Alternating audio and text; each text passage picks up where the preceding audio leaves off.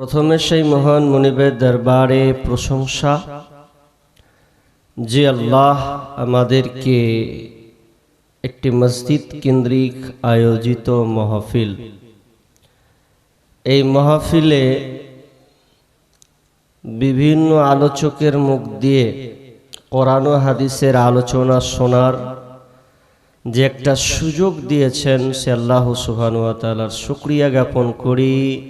একটু প্রাণ খুলে বলি আলহামদুলিল্লাহ। অতঃপর শান্তি বর্ষিত হোক সকল নবীদের উপর, বিশেষ করে আমাদের শেষ নবী জনাবে মুহাম্মদুর রাসূলুল্লাহ। আমরা সকলে বলি সাল্লাল্লাহু আলাইহি ওয়াসাল্লাম। মুহতারাম মুকাররম, ঠান্ডার মৌসুম, যদিও ঠান্ডা কম, কারণ বিভিন্ন জেলা ঘুরছি বুঝছি 2-4-5 দিন থেকে ঠান্ডার অনেকটাই কমে এসছে। আমি দু একটা কথা বলবো। সভাপতি পাল্লে গেছে না আছে? হ্যাঁ,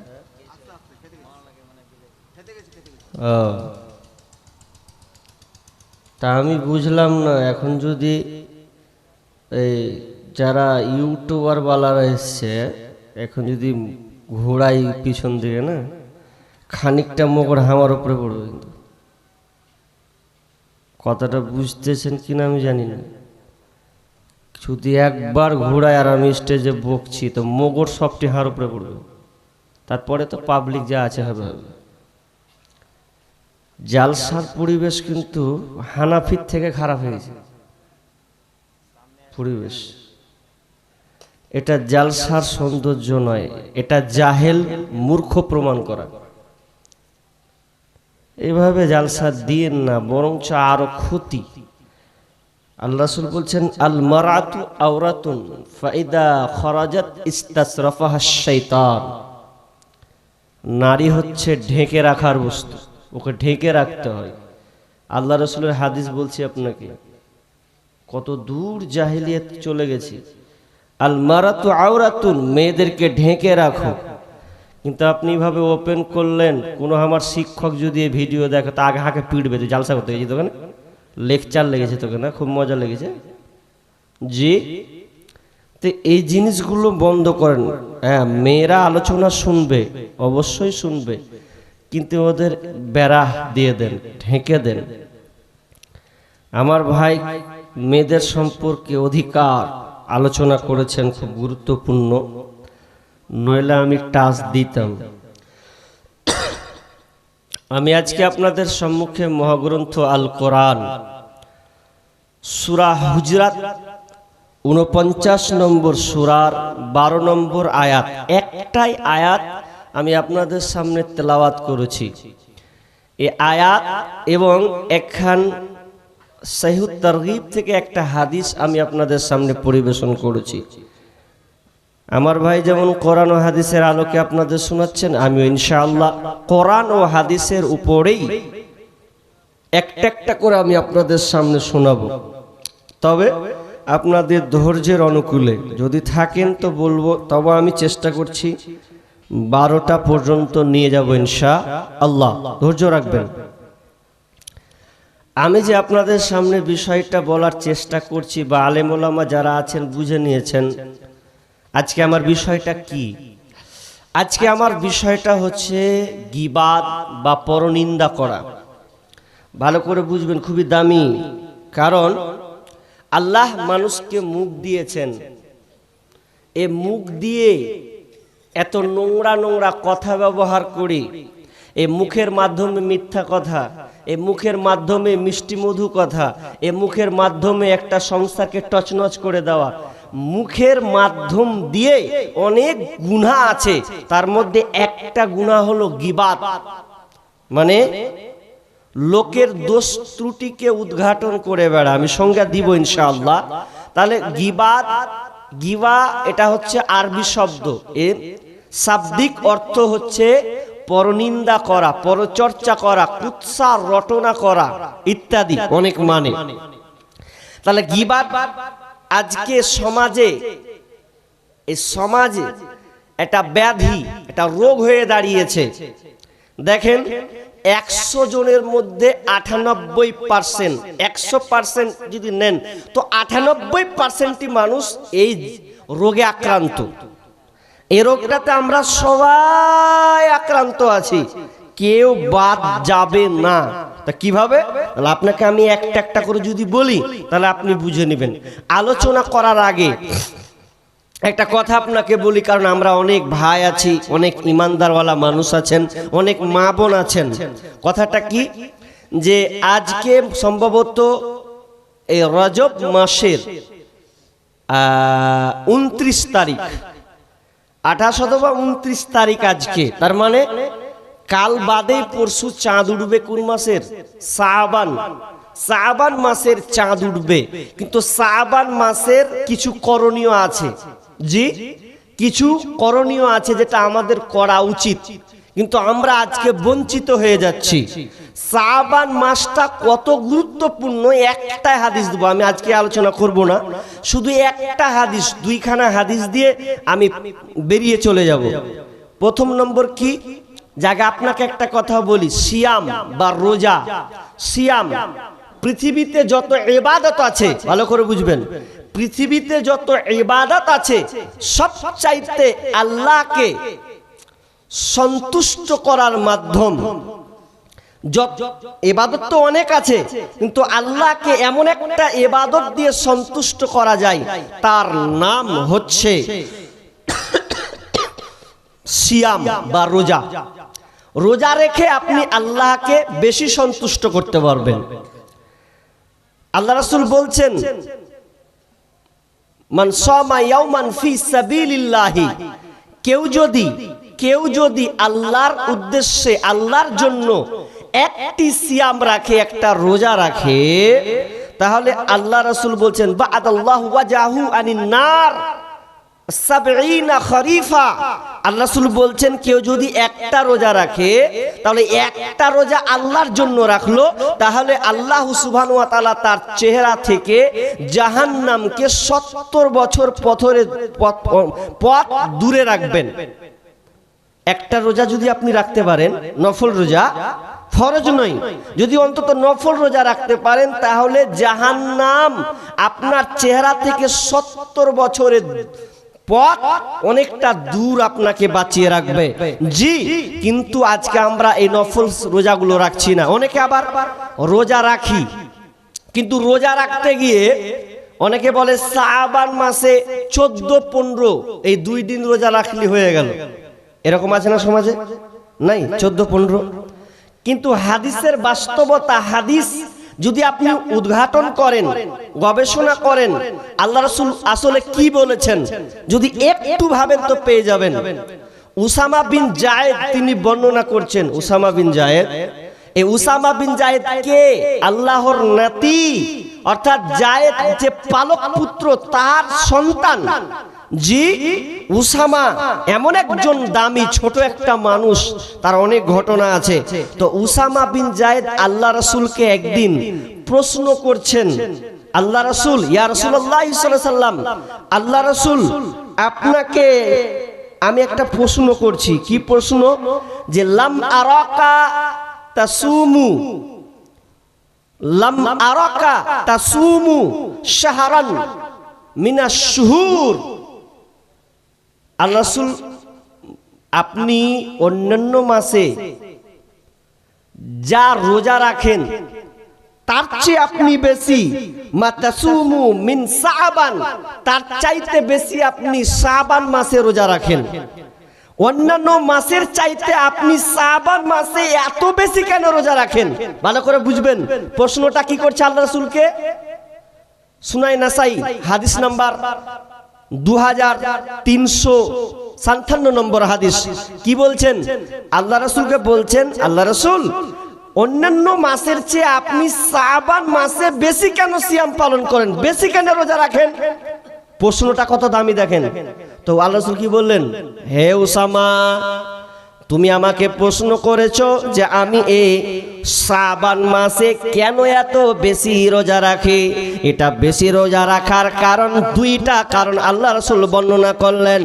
এক নাম্বার, বিশ্বনবী বললেন উসামা আমি এক নম্বর এই মাসে রোজা রাখার বেশি কারণ হলো যে এই মাসটা এত গুরুত্বপূর্ণ মাস যে মানুষেরা গাফেল থাকে। রজব এবং রমজান, রজব এবং রমজানের মাঝে এই শাবান মাসটা আছে। এই শাবান মাস থেকে মানুষ গাফেল থাকে। শুধু তাই নয়, বাৎসরিক রিপোর্ট পেশ করা হয়। একটা হয় আপনার সাপ্তাহিক রিপোর্ট।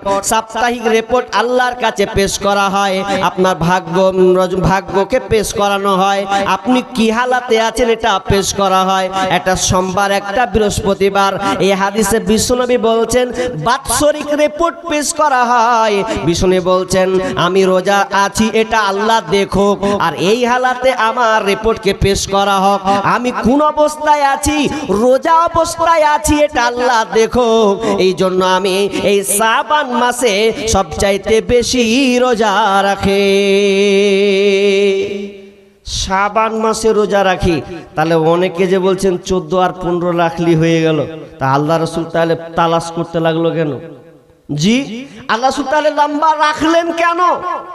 যদি 14-15 যদি ইম্পর্টেন্ট হয় তা আল্লাহ রাসূল 14-15 রাখতে পারতেন। তো এক কর থেকে লাগাতার কেন তিনি রোজা রাখছেন? তার মানে অত্র হাদিস প্রমাণ বহন করে যে আপনি যটা পারবেন, একটা দুটো নয়, মানে 14 আর 15 রাখতে হবে এমন কথা নয়। এটা হাদিস কোনো সহিও নয়। অতএব আপনাকে রোজা রাখতে হবে। শাবান মাসের যখন চাঁদ উঠবে মা বোনেরা, তাহলে আপনি যটা পারবেন তটা রোজা আপনি রাখবেন। যটা পারবেন আপনার সাধ্যে কুলাই ততই আপনি রোজা রাখবেন। কারণ আল্লাহকে দেখান আমি রোজা আছি, আর আমার এই রোজার মাধ্যমে আমার বাৎসরিক রিপোর্ট পেশ করা হবে আল্লাহর কাছে, এটা দেখুক। একটা উদাহরণ দিই তাহলে আপনি বুঝে নেবেন। কেমন? আপনি যদি কোনো কোম্পানিতে চাকরি করেন, কোনো কোম্পানিতে যদি আপনি চাকরি করেন, আপনাকে ম্যানেজার রেখেছে। ম্যানেজার তো ম্যানেজার গিরিশটা বেশি দেখায় ম্যানেজার। এখন ম্যানেজার হয়েছেন আপনি, মালিক একদিন আসবে। মাঝে মধ্যে আপনি কাজের গাফলতি দেখান, কিন্তু কাজের গাফলতি দেখাতে গিয়ে যখন আপনি বুঝতে পারেন যে মালিক আজকে ঢুকবে, তখন আপনি নিজেকে সচেতন হয়ে যান, এই এটা করো, এটা এভাবে ঠিকঠাক, এভাবে ঠিকঠাক। তো মালিক যখন দেখবে যে ম্যানেজার ব্যাপক সুন্দরভাবে কাজ করছে, বহাল রেখেছে, তো আচ্ছা বলেন তো মালিক খুশি হবে না নারাজ হবে? খুশি হবে। কিন্তু ওই সময় যদি আপনি সব দিনই আপনি ভালো কাজ করছেন, আর এমন সময় মালিক ঢুকলো আর আপনি মোবাইলে ঘুচুর ঘুচুর করে টাইম পাস করছেন, তো মালিক যদি দেখালে কেমন লাগবে? ইস দেখ তোরে প্রতিদিন খাচ্ছি আর এমন সময় মালিক ঢুকে গেছে আর ওই সময়তে মোবাইল ঘেঁটে টাইম পাস করছি, তাহলে তো এটা খারাপ হয়ে গেল। তো সেই বাৎসরিক রিপোর্ট হয় শাবান মাসে। প্রত্যেক বছরের শাবান মাসে বাৎসরিক রিপোর্ট আল্লাহর কাছে পেশ করা হয়। এর ব্যাখ্যা আর অনেক বিশ্লেষণ আছে, আমি ওইদিকে যাচ্ছি না। তবে আপনাকে বলতে চাচ্ছি যে কারো ফাঁদে নয়, আপনি শাবান মাসের রোজা যটা পারবেন তটা করবেন। জি, যটা আপনি পারবেন, 14-15 দিয়ে নয় যে 14-15 দিন তারিখেই রাখতে হবে এমন কথা সত্য নয়। এবার চলুন, এবার আমি আমার মেন বিষয়ের দিকে চলে যাই। গীবাত এটা একটা সামাজিক ব্যাধি। এটা এমন একটা রোগে আক্রান্ত হয়ে গেছি আমরা, কেউ আমরা কম বেশি নাই, অনেকে। আমি আপনাদের একটা প্রশ্ন করব, প্রশ্নের উত্তরটা দিবেন, আড়াবেন না। কি প্রশ্ন? আচ্ছা আপনারা বলুন যে বাপ আপনাদের এলাকায় মদ পান করে? মদ খায়? আচ্ছা মদ যে খায়, আচ্ছা বলুন, মদ পান করতে গিয়ে বাপ মদ খায়, বেটাও খায়, এরকম আছে আপনাদের এলাকাতে? আছে কি? লজ্জা করার নেই। আমি একটা উদাহরণ দিচ্ছি একটা, তার মানে আপনাকে প্রমাণ করতে হবে না যে খাই দা উঠে নুজি, ওই লয়, আপনাকে প্রমাণ করার জন্য মানে বুঝাচ্ছি। আচ্ছা আপনার এলাকাতে বাপ বেটা দুজনে মদ খায়, এরকম আছে না নাই? বলুন, আছে তো? আপনার দিকে না থাকলে আমাদের মুর্শিদাবাদে বহরহ পালার শেষ নেই। তো বাপও খায় বেটা খায়, কিন্তু এটা আপনি উত্তর দেন তো যে বাপ আর বেটা একসাথে এক জায়গাতে গল্প করে আর ভেদ ভেদ করে খায়, আচ্ছা এরকম? এটা হয় না, ভালো করে বুঝবেন। এটা কিন্তু হয় না। বাপ খায় বেটাও খায়, খায় লুকিয়ে খায়। বাপের সামনে মদ খাবো, এটা ওর পেস্টিক লাগছে, ওর পরে খেয়ে নেবে, তারপরে বাম পা ডান দিকে, ডান পা বাম দিকে ফেলতে ফেলতে বাড়ি যাবে, তারপর ঠিক আছে ওর। কিন্তু বাপটা একসাথে খাবে না, ঠিক। কিন্তু কিন্তু এমন একটা সমাজে রোগ আক্রান্ত হয়েছি আমরা, যে রোগটাতে বাপ বেটা ছেলে মেয়ে বউ একসঙ্গে করি। ভালো করে বুঝবেন, মদ কিন্তু হারাম, কিন্তু বাপ বেটা খায়, কিন্তু একসাথে খাই না। কিন্তু এমন একটা রোগ আছে, যে রোগটা বাপ বেটা ছেলে মেয়ে এবারে একটা টেবিলে বসে এক জায়গাতে বসে ও কাজটা করে, জঘন্য পাপ করে, তার নাম হচ্ছে গীবত। বুঝতে পারেননি মনে হয়, আবার বলছি। আপনি ভাত খেতে বসেছেন, ওদিকে বিবি, এদিকে বেটা, এদিকে বেটি, এখানে আপনি, আপনার বেটি বলছেন ছি ছি ছি ছি ছি, তো ও মুখ পাড়ার লিয়া পালালছে।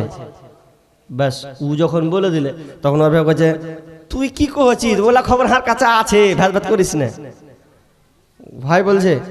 আর বিবি তখন বলছে যে ছাড়, ওর বাড়ির কথা কইছে, লিল্লা যদি মানে পাড়ার মধ্যে বংশের মধ্যে থাকে তো একদম লিখুত্তি বংশ, একদম বেকার ফালতু ও কইছে।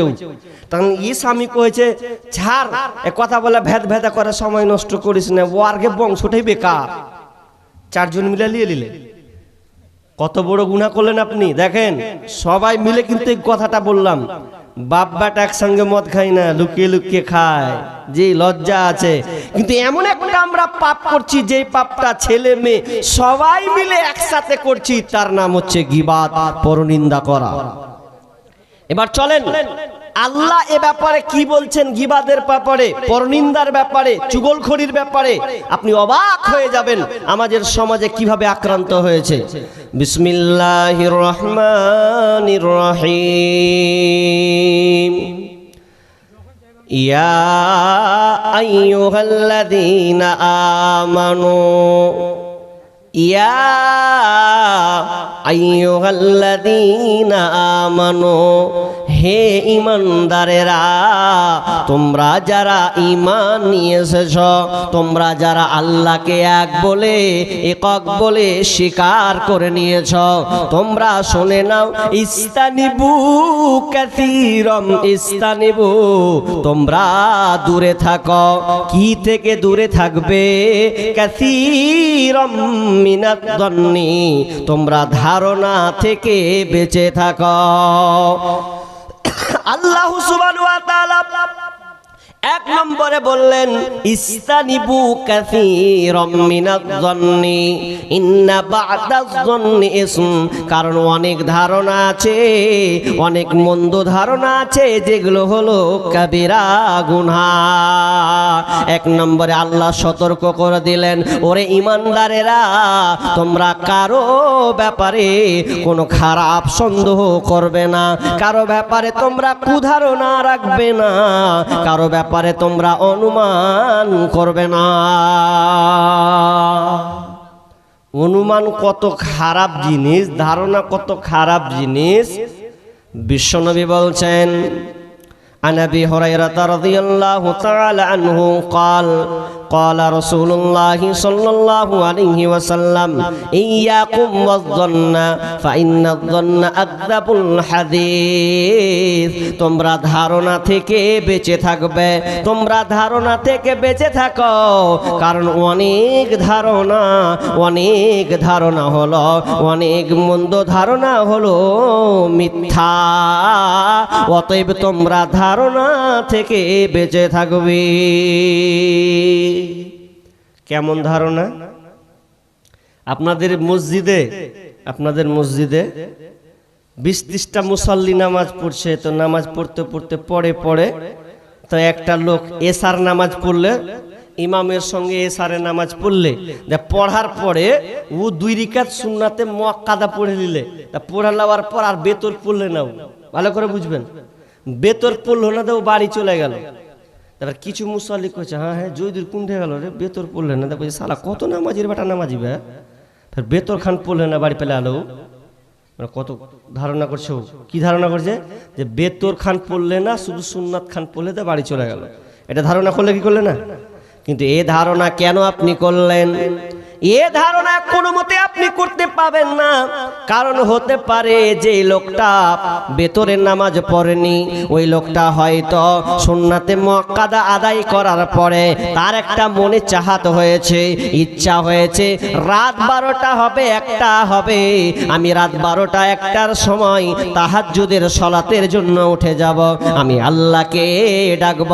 এই জন্য হয়তো সে বেতরটা পড়েনি। তাহলে আপনি কেন বলতে গেলেন যে কেন বেতর পড়লেন না, নামাজের বেটা নামাজি? এটা ধারণা করলেন, এটা গুনাহ, করতে পারবেন না। আপনাদের মসজিদের ইমাম আপনাকে শামসি বাজার গেছে, শামসি বাজার দিয়ে ঘুরছেও, তো ঘুরছে তো দুটা বেটি ছেলে গেলে ঘুরছে। ভালো করে বুঝবেন, আপনার মসজিদের ইমাম দুটা বেটি ছেলে গেলে ঘুরছে, তা আপনি দেখে নিয়েছেন, ও গে মা ইমামকে দেখবে, দেখ দুটা বেটি ছেলে গেলে মার্কেট করছে, বে কঠিন ব্যাপার। এখন জানলেও না আগাঙ্গোড়া যে দুটা বেটি ছেলে গেলে তো কে ঘুরছে, তো এটা তো দেখতে হবে। তুমি ফাটাম করে তুমি মেরে দিলে, দেওয়াকে করছে, দেখ আর কি করছে দেখ। এখন যদি ওই ছেলেটা গিয়ে বলছেন আসসালামু আলাইকুম মৌলভী সাহেব, ওয়ালাইকুম সালাম, কি খবর গো? ওই যে বাজার করতেছি।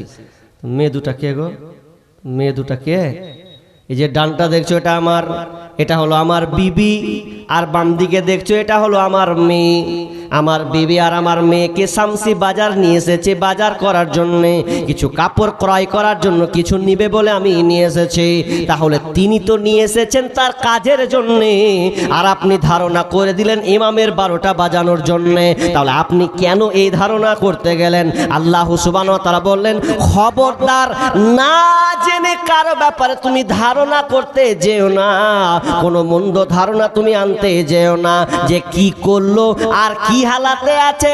আগে তুমি প্রমাণ, সাবুত প্রমাণকে তুমি ওপেন করো, প্রমাণকে তুমি হাজির করো, তারপরে তুমি প্রমাণ পেলে সেটা ধারণা করে তুমি সেটা মানে প্রমাণ করে প্রকাশ করে দাও। কিন্তু তুমি যতক্ষণ পর্যন্ত জানো না, তো কারো ব্যাপারে তুমি সন্দেহ করতে পাবে না। এটা হারাম, হারাম, হারাম। আপনি কারো ব্যাপারে সন্দেহ করতে পাবেন না। ইমাম হাসান বসরি রহমাতুল্লাহ আলাইহি তিনি বিখ্যাত একজন তাবেঈ। ইমাম হাসান বসরি রহমাতুল্লাহ আলাইহি তিনি একজন বিখ্যাত একজন তাবেঈ।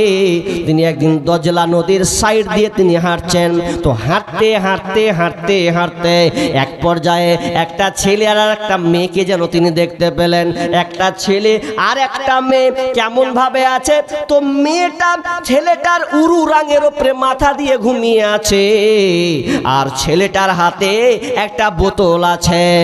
ইমাম হাসান বসরি রহমাতুল্লাহ ধারণা হলো যে আজকে তারা দিনের দিবালোকে, সূর্যের আলোতে, তারা প্রকাশ্যে দিনের সময়, তার মানে একটা ছেলে আর মেয়ে তারা খারাপ কাজে তারা যেন লিপ্ত হয়েছে। এক কথায় জিনার বহিঃপ্রকাশের নজরে যেন তিনি দেখছেন, আর মনে মনে ভাবছেন যে তার হাতে মনে হয় ওটা মদের বোতল ধরে আছে, আর তা একবার ও খাচ্ছে, একবার মেয়েটাকে খাওয়াচ্ছে। ইমাম হাসান বসরি রহমাতুল্লাহ আলাইহি একজন বিখ্যাত তাবেঈ, ভালো একজন মুহাদ্দিস আলিম, এত বড় হাদিসের পণ্ডিত। এরপরে তিনি ধারণা করে ফেললেন, খারাপ ধারণা করলেন, তারা দুইজন দজলা নদীর পাশে কেমন করে দিনের বেলায় এই মন্দ আচরণ তারা করছে। যখন এই খারাপ ধারণা তাদের ইমাম হাসান বসরি যেমন করলেন, এমন সময় দজলা নদীর ওপার থেকে একটা নদী আসছিল, আর নদী যখন পার হচ্ছিল তো মাঝ মিডিল পথে নৌকাটা পাল্টে খেয়ে যায়। আর যখনই পাল্টি খেয়ে যাওয়া, যেমনই পাল্টি খেয়ে নিয়েছে, ওই ছেলেটা ওই নারীটাকে বাদ দিয়ে ছেলেটা নদীতে ঝাঁপিয়ে পড়ে গেছে। কেন পড়লো রে? তো ওই 10 জন যাত্রীকে, 20 জন যাত্রীকে বাঁচানোর জন্য উঠে যাচ্ছে। আর ইমাম হাসান বসরি রহমাতুল্লাহ আলাইহি তিনিও যেন ছুটে চলে গেলেন। ছুটে গিয়ে মুখটাকে বারবার কাটছে, মুখটাকে বারবার বাঁকাচ্ছেন। এ তো নোংরা ছেলেটা এসেছে, এ কেমন একটা জঘন্য কাজ করছে। ছেলেটা বুঝতে পেরেছে যে আমাকে মনে হয় উনি খারাপ ভাবছেন, উনি হয়তো আমাকে খারাপ ভেবেছেন বলে মুখটাকে বারবার বেঁকিয়ে নিচ্ছেন। যেমনই বেঁকিয়ে নিচ্ছেন তখনই এবার বলছেন, হুজুর হুজুর আপনি শুনেন, আপনি বারবার মুখটাকে বেঁকিয়ে নিয়েছেন, তার মানে আপনি আমাকে খারাপ ধারণা করেছেন, আপনি আমার ব্যাপারে কিছু অন্য ধারণা, পাল্টা ধারণা ভেবেছেন। তো শুনেলেন আপনি কি ভেবেছেন, তবে শুনেলেন আমি কে আর ওই মেয়েটাকে। আপনি যে মেয়েটাকে দেখেছেন ওই মেয়েটা অন্য কোনো পর নারী নয়, অন্য কোনো মহিলা নয়, ওই নারীটা হলো আমার মা। আমার উরুরাঙের উপরে দিয়ে ঘুমিয়ে শুয়েছিল, কারণ আমার মা ছিলেন একজন অসুস্থ ব্যক্তি, তিনি অনেক অসুস্থ। আমি আমার মাকে আমার উরুরাঙের উপরে মাথাটাকে দিয়ে ঘুমিয়ে দিলাম, এই জন্য ঘুমিয়ে দিলাম আমার মা যেন থাকতে পারছে না, রোগে আক্রান্ত, আর গরমের সময় এই জন্য আমি আমার মাকে বোতল দিয়ে দজলা নদীর পানি তুলে এনে আমার মাকে একবার খাওয়াচ্ছি, একবার আমি পান করছি, আর এখানে এই জন্য বসে আছি দজলা নদী পার হব, ডাক্তার দেখাবো বলে আমরা এখানে বসে আছি। যখনই এই কথা বলা, ইমাম হাসান বাসরি রহমাতুল্লাহ আলাইহি সঙ্গে সঙ্গে নিজেকে লজ্জিত হয়ে গেলেন, মাথা নিমো করে নিলেন আর বলেন, ভাই রে আমার ভুল হয়ে গেছে, আমার ধারণা করা অন্যায় হয়েছে ভাই, অতএব তুমি আমাকে ক্ষমা করে দাও। জি, তাহলে আপনি কারো ব্যাপারে খারাপ ধারণা করতে পাবেন না যতক্ষণ আপনি সঠিকটা না জানবেন। আজকে ধারণা শেষ নাই। একটা ভালো মানুষকে আমরা সমাজে কলঙ্কিত করে দিই। ছোট্ট একটা যদি অন্যায় হয় একটা ভালো মানুষের, তো ভালো মানুষের অন্যায়টাকে আমরা এমন ভাবে বহিঃপ্রকাশ করি যে ওই লোকটা আর লজ্জাতে বাইরে যেতে পারে না। সমাজে আজকে আমরা এমন সমালোচনার মধ্যে চলে গেছি। তো এক নম্বর আল্লাহ সুবহানাহু ওয়া তাআলা কি বললেন? জি, ইয়া ইসতানিবু কাসীরাম মিনাজ-যন্নি ইন্না বা'দাজ-যন্নি ইসমুন। তারপর আল্লাহ বলছেন নাম্বার 2, ওয়ালা তাজাসসু, তোমরা 2 নম্বর কাজ, কারো তাজাসসুসি করবে না, কারো বিষয়ে গোপন খবর জানার চেষ্টা করবে না। ভালো করে শুনেন, ওয়ালা তাজাসসু, তোমরা তাজাসসুসি করবে না, কারো গোপন বিষয় তালাশ করতে যাবে না। এক কথায় তোমরা সিআইডিগিরি করতে যেও না, কে কি করলো আর কে কি করলো নিজের দিকে তাকাও, ওপরে কি করলো, অমুকের বেটা কি করলো, অমুকের বেটে কি করলো, কেমন করে হলো, কি করে হলো, ওগুলো তোমার জানার দরকার নাই, বরং তোমার নিজের ফ্যামিলির দিকে তাকাও, নিজের ফ্যামিলি কি হালাতে আছে দেখো। আল্লাহ সুবহানাহু ওয়া তাআলা বলছেন, ওয়ালা তাজাসসু, তোমরা তাজাসসুসি করবে না, কারো বিষয়ে তোমরা গোয়েন্দাগিরি করার চেষ্টা করো না, কে কি করলো কান পাতিয়ে শোনার চেষ্টা করিও না। বিশ্বনবী বলছেন, ওয়ালা তাহাসসাসু ওয়ালা তাজাসসু, আল্লাহ রাসূল বলছেন কারো গোপন কথা জানার চেষ্টা করো না।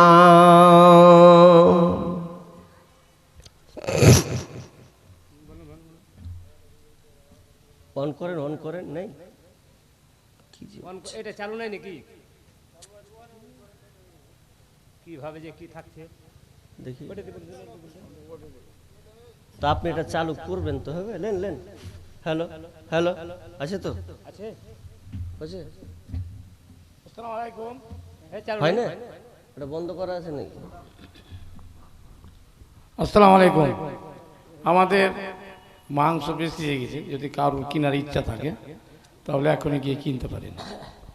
এখনি লিবে সুইচটা বন্ধ করলেন, করেছেন?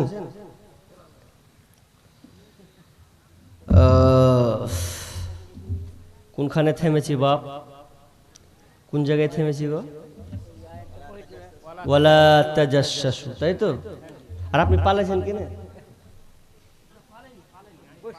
বসেন না, বসলে ভাল লাগবে না, একলা কি বলছি? ওয়ালা তাজাসসু, তোমরা তাজাসসুসি করবে না, কারো বিষয়ে তোমরা গোয়েন্দাগিরি করবে না।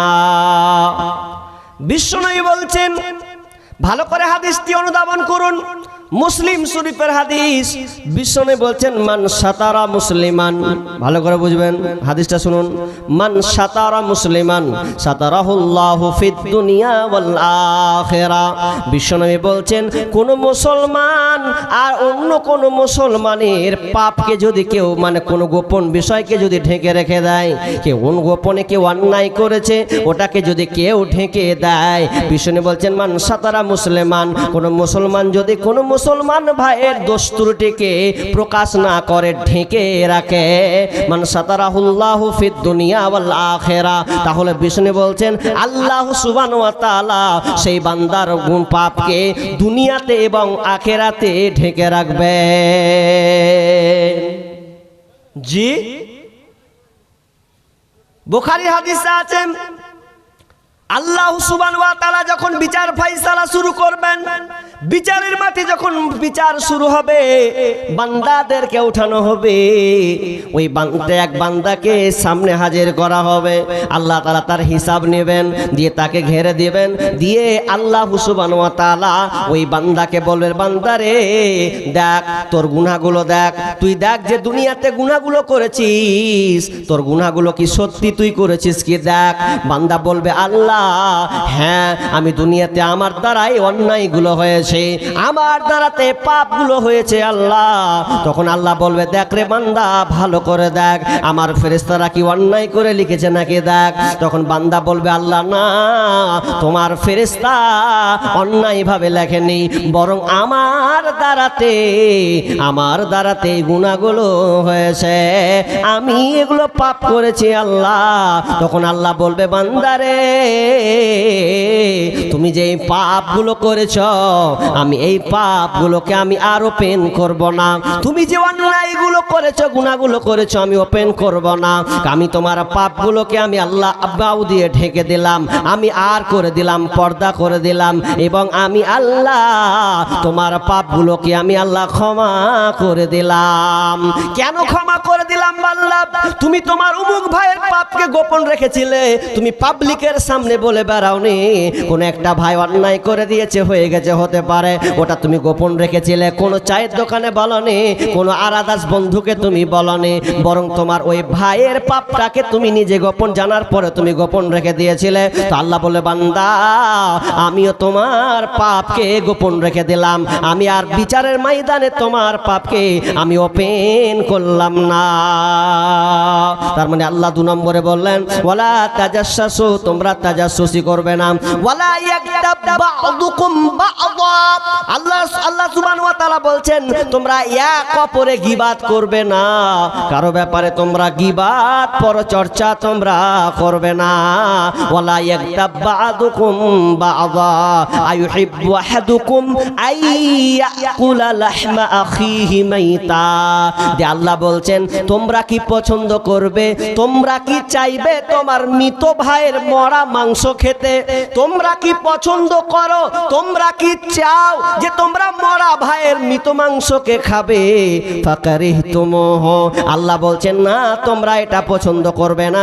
অতএব আল্লাহ বলছেন ওয়াত্তাকুল্লাহ, তোমরা আল্লাহকে ভয় করো, ইন্নাল্লাহা তাওয়াবুর রহিম, তিনি হচ্ছেন অনেক তওবা কবুলকারী এবং অসীম দয়ালু। তো আল্লাহ শেষের বেলাতে বেশি বাড়িয়ে দিয়ে বললেন তোমরা গীবত করবে না, এক অপরের গীবত করবে না। গীবতটা কার সঙ্গে তুলনা করা হলো? কেউ যদি গীবত করে কোনো মানুষের, তাহলে সে কি করলো? তার মরা ভাইয়ের মাংস খেল। জি, গীবাত কত বড় ভয়াবহ, বাকি দুটার ব্যাপারে আল্লাহ ব্যাখ্যা দেননি, কিন্তু গীবাতের যখন আলোচনা করলেন তো আল্লাহ তাআলা ব্যাখ্যা বাড়িয়ে দিলেন। ব্যাখ্যাটা কি? যে তুমি যদি গীবাত করো তাহলে তুমি তোমার মৃত ভাইয়ের মাংসকে খেলে। আচ্ছা বলুন, আপনাদের আমি এখানকার কিছু লোককে যদি বলি যে আপনার ভাই মারা গিয়েছে, ওই ভাইয়ের মৃতের মাংস তুমি খাবে? আচ্ছা বলেন, কেউ খেতে চাইবে? খেতে চাইবে। কিন্তু আমরা গীবাত করছি না, করি না? গীবাত করছি। গীবাত কত ভয়াবহ জটিল পাপ। এক হচ্ছে হাক্কুল্লাহ আর একটা হচ্ছে হাক্কুল ইবাদ। ভালো করে বুঝবেন, হাক্কুল্লাহ আর হাক্কুল ইবাদ। হাক্কুল্লাহ কাকে বলা হয়? হাক্কুল্লাহ কোনগুলো বলা হয়? আপনি নামাজ পড়ছেন না, পড়েননি, এখন আপনি আজকে জালসা শোনার পরে আপনার মনে হলো না, নামাজ কেন পড়ি না? নামাজ না পড়লে তো মুসলমান থাকা যায় না, নামাজ না পড়লে তো কোনো আমল তার গ্রহণ হবে না। তাহলে আজ থেকে আমি নামাজ ধরে নিলাম, বাড়ির ফ্যামিলিকে নামাজ ধরাবো, নিজে আমি 5 ওয়াক্তের পাবন্দ হয়ে যাব। আমি কি করলাম? মসজিদে গেলাম, মসজিদে গিয়ে 2 রাকাত নামাজ পড়ে আল্লাহর কাছে হাত তুলে বললাম, আল্লাহ তুমি আমাকে ক্ষমা করে দাও। 5 বছর ধরে নামাজ পড়েনি, 10 বছর ধরে নামাজ পড়েনি, 1 বছর ধরে আমি নামাজকে ছেড়ে দিয়েছি, আল্লাহ তুমি আমাকে ক্ষমা করে দাও। আল্লাহ আপনাকে ক্ষমা করে দেবে। রোজা রাখেননি, আল্লাহর কাছে ক্ষমা চান, আল্লাহ আমি রোজা রাখিনি, ক্ষমা চাই। আপনি দান সাদকা করেননি, দান আল্লাহর কাছে আপনি ক্ষমা চান, আল্লাহ আমি আজ থেকে দান শুরু করে দিলাম। এগুলোকে বলা হয় হাক্কুল্লাহ। হাক্কুল্লাহ আল্লাহর সঙ্গে জড়িত পাপ, এগুলো ক্ষমা হয়ে যাবে। এমনকি আপনি বড় যদি কোনো শিরিক করে ফেলেন, যদি আপনার দ্বারা শিরিক হয়ে থাকে, আলেম ওলামা আলোচনা করেন শিরিকের গুনাহ আল্লাহ ক্ষমা করেন না। কিন্তু না না না, পৃথিবীতে যতই বড় গুনাহ হোক না কেন, শিরিক যতই বড় হোক না কেন, বান্দা যদি সারেন্ডার হয়ে যায়, আল্লাহর কাছে তাওবা ইস্তেগফার করে নেয়, আর শিরিককে একেবারে দাফন করে দেয়, আর করবে না, এ বলে যদি আল্লাহর কাছে সারেন্ডার হয়ে যায়, তো আল্লাহ সুবহানাহু ওয়া তাআলা তাকে ক্ষমা করে দেবেন। কিন্তু এমন একটা পাপ আছে, এমন একটা গুনাহ আছে, যেই গুনাহ কোনো দিন ক্ষমা হবে না, সেটা হচ্ছে হাক্কুল ইবাদ। অনেকগুলো গুনাহ আছে হাক্কুল ইবাদ, তার মধ্যে একটা আপনাকে বলে দিচ্ছি। আপনি কারো গীবতগিরি করে বেড়াচ্ছেন, চুগলখুরি করে বেড়াচ্ছেন, ওই লোকটার মান সম্মানকে আপনি সমাজে হেয়তপূর্ণ করে দিয়েছেন, ছোট করে দিয়েছেন। আপনি হজ করতে চলে গেছেন, কত মুরব্বী আপনি হজ করে গিয়ে ওই গ্লাফটাকে ধরে আপনি ধুয়ে বলছেন, আল্লাহ আমি অমুক জুনাকে ছোট করেছিলাম, আল্লাহ এটা আমার অন্যায় হয়েছে, মাবুদ রে আমি তোমার কাছে স্যালেন্ডার হয়েছি, তোমার পবিত্র স্থান কাবাতে এসে, আল্লাহ তুমি আমাকে ক্ষমা করে দাও। আল্লাহ বলে ফুট হট, জীবনে তোরে গুনাহ ক্ষমা হবে না, তুই আমার কাছে কেন ক্ষমা চাইতে এসেছিস? বরং যার মানহানি নিয়ে তুই খেলেছিস তার কাছে যা, ও যদি তোকে ক্ষমা করে দেয় তাহলে আমি আল্লাহ ক্ষমা করব রে, নচেত আমি আল্লাহ তোকে ক্ষমা করলাম না। আল্লাহর কাছে যদি তুমি করে থাকো পাপ, ইচ্ছে করলে আল্লাহ তাআলা করবে তোমায় মাপ। আল্লাহর কাছে যদি তুমি করে থাকো পাপ, ইচ্ছে করলে আল্লাহ তাআলা করবে তোমায় মাপ। বান্দার হক নষ্ট করলে, বান্দার হক নষ্ট করলে হবে না ক্ষমা, পরের ঋণ আমল নামা কইরো না জমা। তোমরা পরের ঋণ আমল নামা কইরো না জমা। 1,00,000 টাকা দান করিলে হবে যে সওয়াব, হাল ঠেলিয়া জমি খাইলে তার চেয়ে বড় পাপ। 1,00,000 টাকা দান করিলে হবে যে সওয়াব, পরের জমি মেরে খাইলে তার চেয়ে বড় পাপ। যতই করো নামাজ রোজা, মাথায় লইয়া ঋণের বোঝা, যতই করো নামাজ রোজা, মাথায় লইয়া ঋণের বোঝা, রোজ হাসরে যাইবা সোজা, রেহাই পাইবা না। পরের ঋণ আমল নামা কইরো না জমা, তোমরা পরের ঋণ আমল নামা কইরো না জমা। সামনে পিছের লোকের নিন্দা করিলে বদনাম, আল্লাহ বলেন তাদের জন্য কঠিন জাহান্নাম। সামনে পিছে লোকের নিন্দা করিলে বদনাম, আল্লাহ বলেন তাদের জন্য কঠিন জাহান্নাম। পরের সুনাম করলে ক্ষুণ্ণ, নষ্ট হবে নিজের পূর্ণ, পরের সুনাম করলে ক্ষুণ্ণ, নষ্ট হবে নিজের পুণ্য, নিজের ঘাড়ে চলে আসবে, নিজের ঘাড়ে চলে আসবে অন্যেরই গুনাহ। পরের ঋণ আমল নামা কইরো না জমা, তোমরা পরের ঋণ আমল নামা কইরো না জমা। আল্লাহর কাছে যদি তুমি করে থাকো পাপ, ইচ্ছে করলে আল্লাহ তাআলা করবে তোমায় মাপ। বান্দার হক নষ্ট করলে, বান্দার হক নষ্ট করলে হবে না ক্ষমা। পরের ঋণ আমল নামা কইরো না জমা, তোমরা পরের ঋণ আমল নামা কইরো না জমা। তাহলে কারো ব্যাপারে আপনি গীবাত করতে পারবেন না। গীবাত, পরনিন্দা, পরচর্চা করা, চুগলখড়ি করা এত ভয়াবহ জটিল একটা পাপ, যে পাপ যদি আপনি জীবনে করেছেন তো আপনার কোনোদিন ক্ষমা হবে না যদি আপনি তার কাছে না নিয়ে যান। চলুন আপনাকে আমি একটা একটা করে হাদিস বলবো। গীবাত কত ভয়াবহ কঠিন পাপ। বিশ্বনবী সাহাবীদেরকে প্রশ্ন করছেন, সাহাবীরা আতাদুরুনা মাল মুফলিস, আতাদুরুনা মাল মুফলিস, ও সাহাবীরা তোমরা বলো গরিব কে, অসহায় কে, দরিদ্র কোন ব্যক্তি? সাহাবীরা উত্তর দিলেন, ফাকালু ইয়া রাসূলুল্লাহি ইন্নাল মুফলিসু ফিনা মান লা দিরহাম লাহু, যেই লোকটার টাকা পয়সা নাই, যেই লোকটার ধন সম্পদ নাই, ওই লোকটা হলো গরিব, ওই লোকটা হলো অসহায়, ওই লোকটা হলো ফকির। প্রশ্ন উত্তর। প্রশ্ন কি? সাহাবীরা গরিব কে, অসহায় কে? আল্লাহ রাসূল সাহাবীরা বলছেন, যার টাকা নেই, যার পয়সা নেই, ও তো গরিব, এর চাই তার গরিব কে হবে? বিশ্বনবী উত্তর দিলেন, ফাকালা ইন্নাল মুফলিসা মিন উম্মতি ইয়াতি আলান নাসি ইয়াউমাল কিয়ামাতি বিসালাতিন ওয়া সিয়ামিন ওয়া যাকাতিন। বিশ্বনবী বলছেন, শোনো, অসহায় ওই ব্যক্তিটা, গরিব ওই ব্যক্তিটি, যেই লোকটা কিয়ামতের ময়দানে নামাজ নিয়ে উঠবে, রোজা নিয়ে উঠবে, দান সাদকা নিয়ে উঠবে, যাকাত নিয়ে উঠবে, বিভিন্ন আমল সে নিয়ে উঠবে, ভালো ভালো আমল নিয়ে উঠবে। কিন্তু আমল ওঠার পর সে এমন ভাবে উঠবে, কাউকে গালি দিয়েছে, কাউকে অন্যায়ভাবে মেরেছে, কারো অপবাদ, কারো গীবাত করেছে, কারো অপবাদ করেছে, এক কথায় চুগলখড়ি করেছে, কাউকে অন্যায়ভাবে মেরেছে, কাউকে অন্যায়ভাবে কতাল করে দিয়েছে, কারো জমিকে আত্মসাৎ করেছে।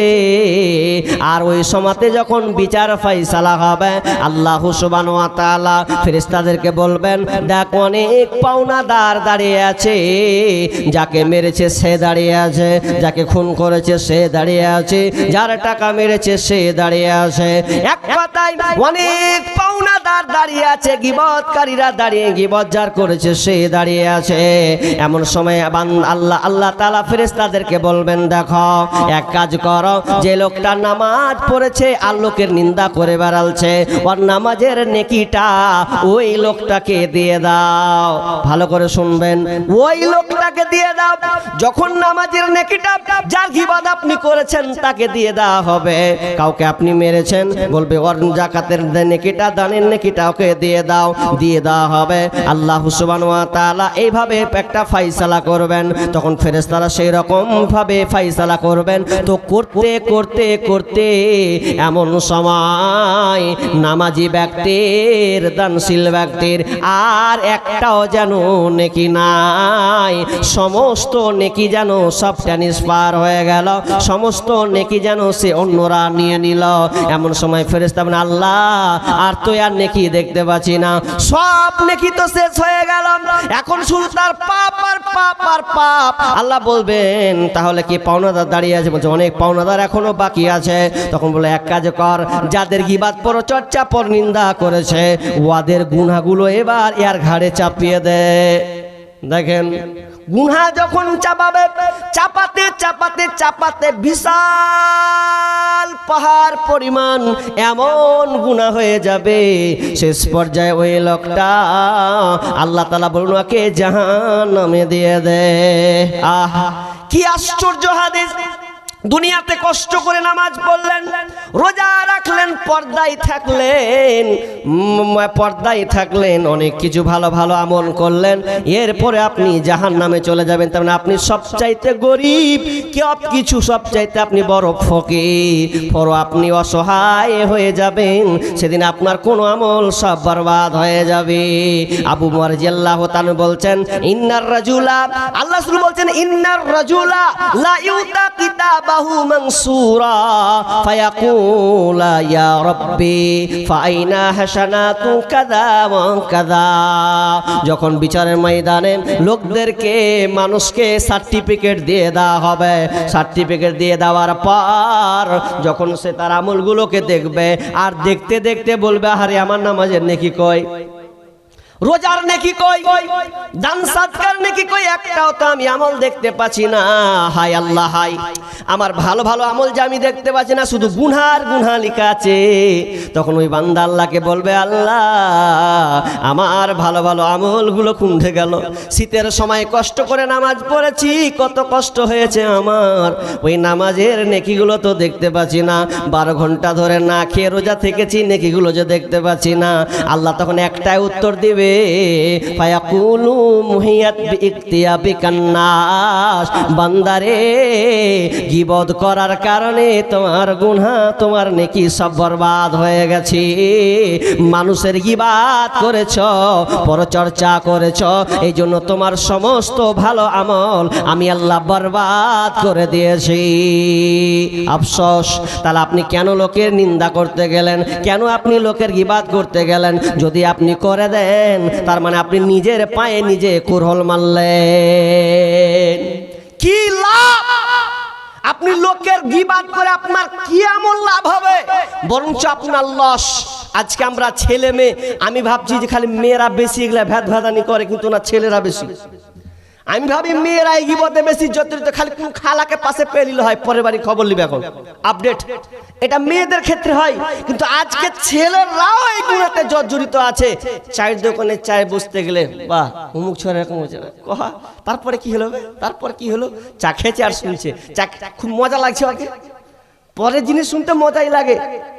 চুলকানি বুঝেন আপনারা? চুলকানি, চুলকানি মানুষের যদি হাত দাদা চুলকানি হয় যে কোনো জায়গাতে, তো চুলকাতে যখন যেখানটা চুলকাবে তো ইচ্ছা হবে যে আরো ওকে ফারফারিয়া চুলকায়, হয় না?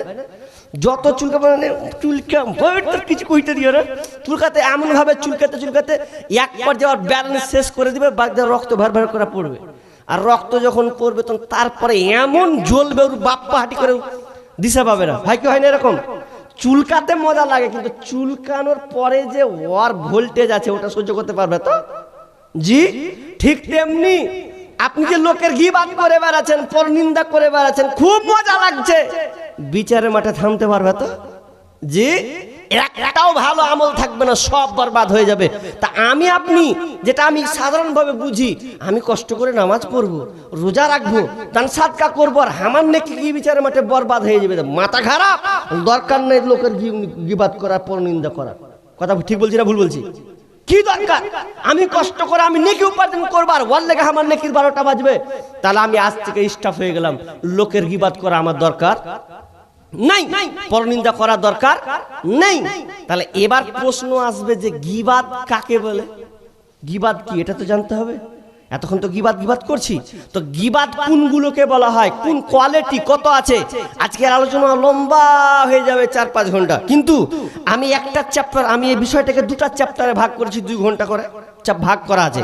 এবার আমি যেটা বলতে চাচ্ছি যে গীবাত কাকে বলে ডাইরেক্ট হাদিসের কাছে চলে যাই, হাদিসের পাতায় খুলি, তাহলে আমরা মিশকাত থেকে ভালো করে প্রমাণ পাবো। কি عن ابي هريره رضي الله تعالى عنه قال قال رسول الله صلى الله عليه وسلم আবু হুরায়রা রাদিয়াল্লাহু তাআলা আনহু তিনি বর্ণনা করছেন, বিশ্বনবী সাহাবীদেরকে বলছেন, আতাদরুনা মাল গীবাহ, হে সাহাবীরা তোমরা কি জানো গীবত কাকে বলে? গীবত কাকে বলা হয় তোমাদের কি জানা আছে? সাহাবীরা বলেন, ক্বালুল্লাহু ওয়া রাসূলুহু আলাম, আল্লাহ এবং তার রাসূলই ভালো জানেন গীবত কাকে বলা হয়, এই ব্যাপারে আমরা কিছুই জানি না।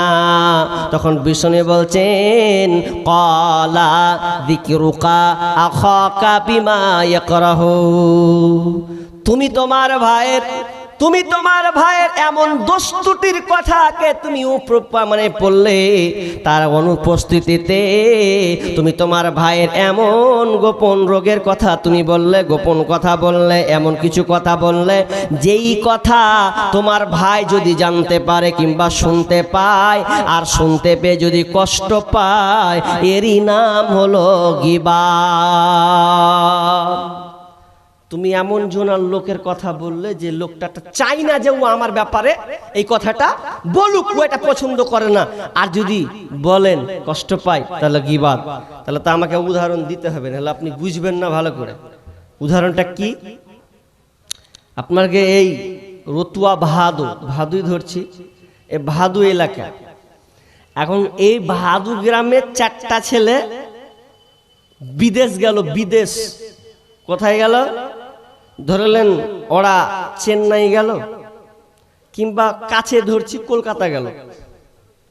4টা ছেলে কলকাতা কাজ করতে গেছে, আপনাদের এলাকার ভাদু এলাকা, আপনাকে পাড়ার 4টা ছেলে কাজে গেছে। এখন কাজ যখন করতে গেছে তো একদিন গেল, 2 দিন গেল, 10 দিন 15 দিন যেছে তো যেতে যেতে যেতে যেতে, আচ্ছা পানি রাখি তো ভেঁকে উঠছে খালি, কি বললাম? তো যেতে যেতে যেতে যেতে একটা বাড়িতে কাজ পেয়েছে, কাজ করছে। তো কাজ করতে করতে বাড়ির পাশে একটা বাড়িরই পাশের বাড়ির একটা মেয়ে ছিল। তখন ওই মেয়েটা দেখতে একটু সুন্দরী ছিল, আর 4টার মধ্যে একটা ফুচকা বেশি ছিল। তো উপরে দেখছে মেয়েটা খালি হাত দিকে দেখেছে, তো মনে হয় যা কাছের এলি। এখন ওই ছেলেটার মেয়েটার সঙ্গে একটা সম্পর্ক হলো। তো হতে হতে 2-5 দিন 10 দিন গেল। তো একদিন হতে মালিক দেখে নিয়েছে যে 4 জনের মধ্যে এই ছেলেটা মেয়েটার সঙ্গে ইটিস পিটিস করছে। আর ইটিস পিটিস করে যখন মালিক যখন জানতে পেরেছে, আচ্ছা বলেন ওকে আদর করবে না ফাইট মারবে? হ্যাঁ, ফাইট মারবে না। ও যখন জানতে পেরেছে তখন ওর মুখে আর নাকে আর এতে যে 4-5টা পড়লো আর মারলো 4-5 জন মিলে। তো ওরা বাপ আর মারে কোচে আর বাপ আর জীবনে করবো না, ছেড়ে দে। ও যখন কোচে ছেড়ে দে তখন কোচে আর থাকবো, মান সম্মানের ব্যাপার, যে জায়গাতে মেরে খেনু আর ওখানে যদি কাজ করি তো ঠিকবো। ও কি করেছে, ব্যাগ ট্যাগ নিয়ে মারলো, টেনে চাপলো, একদম টেনে চেপে নিলে। টেনে চাপার পরে এসে একদম বাড়ি, বাপ মা দেখছে ওরে আমার ধন রে, সব এদিক কাটা এদিক ফুলা, চোখের 12টা বাজিয়ে দিয়েছে। তখন কি হয়েছে রে ধন আমার? মা জিনিস তো যতই হোক, বেটা যদি একটু হয় তো মা আগে কথা বলবে। বলছে বেটা ধন আমার, কলজা আমার, কি হলো রে বেটা, কি কি কি কাম করা, কি হলো? যে ভাত ভাত করিস না, কি হলো? তো বল কি হলো? কইছে আর কইস না গে, পড়ে গেছে নুগে, পড়ে গিয়ে এগুলো সব হাল খারাপ হয়ে গেছে। এখনো তো পেস্টিকের ব্যাপার, যদি কহে যে খেয়েছি এগুলা কাজ করেছি, স্যার লজ্জা লাগবে না? তো বলতে পারে না, ভয় বলবে না। ওই যে পড়ে গেছে কাজ করতে যে হালাত হয়ে গেছে। এখন আর তো কেউ জানে না গোপন কাজ করেছে কোথায়, কলকাতা। আর গ্রামের ভাদু লোকের লোক তো মানুষ জানে না। তো 2 মাস 3 মাস হয়েছে, আর ওই 3টা মাল কিন্তু ওখানে এখনো আছে। ওই 3 জন কিন্তু এখনো আসেনি। এবার যখন ও আসেনি, ওরা 3 মাস পরে এবার বাড়ি এসছে। তো বাড়ি আসার পর দেখবেন ওই মালগালা সবার একটি হয় কি হয় না? একটি হবে তার চায়ের দোকানে, আর কোনো দোকানে যে একদম গল্প করবে। ওই 3 জন আবার একটি হয়ে গেছে। বাকি আর 2 জনা ছিল, তো ওরা 2 জনা যুক্ত হয়ে 5 জন হয়ে গেছে। তা 5 জন হয়ে আর 2 জনা কয়েছে, হবে তোরা 4 জনা মিলে গেলি। তো 4 জনা মিলে গেলি, তো সৈদুরের বেটা ফেরে এসে ফেরে এগুলো ফুলে মিলে আছে এরকম হলো। তো কেমন করে পড়েছিল? ঘোড়ার ডিম পড়েছিল। কে কইলে পড়েছিল? কইছে যে পড়ে গেছিল কাজ করতে, যে মাথা খারাপ, মিথ্যা কথা, পড়ে গেছিল, আকাম করেছে, ফাইট খেয়েছে, ও মেয়ার খেয়েছে, পাবলিক মেয়ার, ওই লেগর মেয়েছে। বুঝছে ছি ছি, ঠিকই নাকি? আচ্ছা বলেন তো, কাজটাও বেচারি করে দিয়েছে কোনো গোপনে, আপনার এলাকার কোনো খবর নেই, এখন 3টা ছেলে এসে খবর দিয়ে দিলে, আচ্ছা আপনি বলুন তো, যে ছেলেটা এই কাজটা করেছে শোনার পর খুশি হবে না দুঃখ পাবে?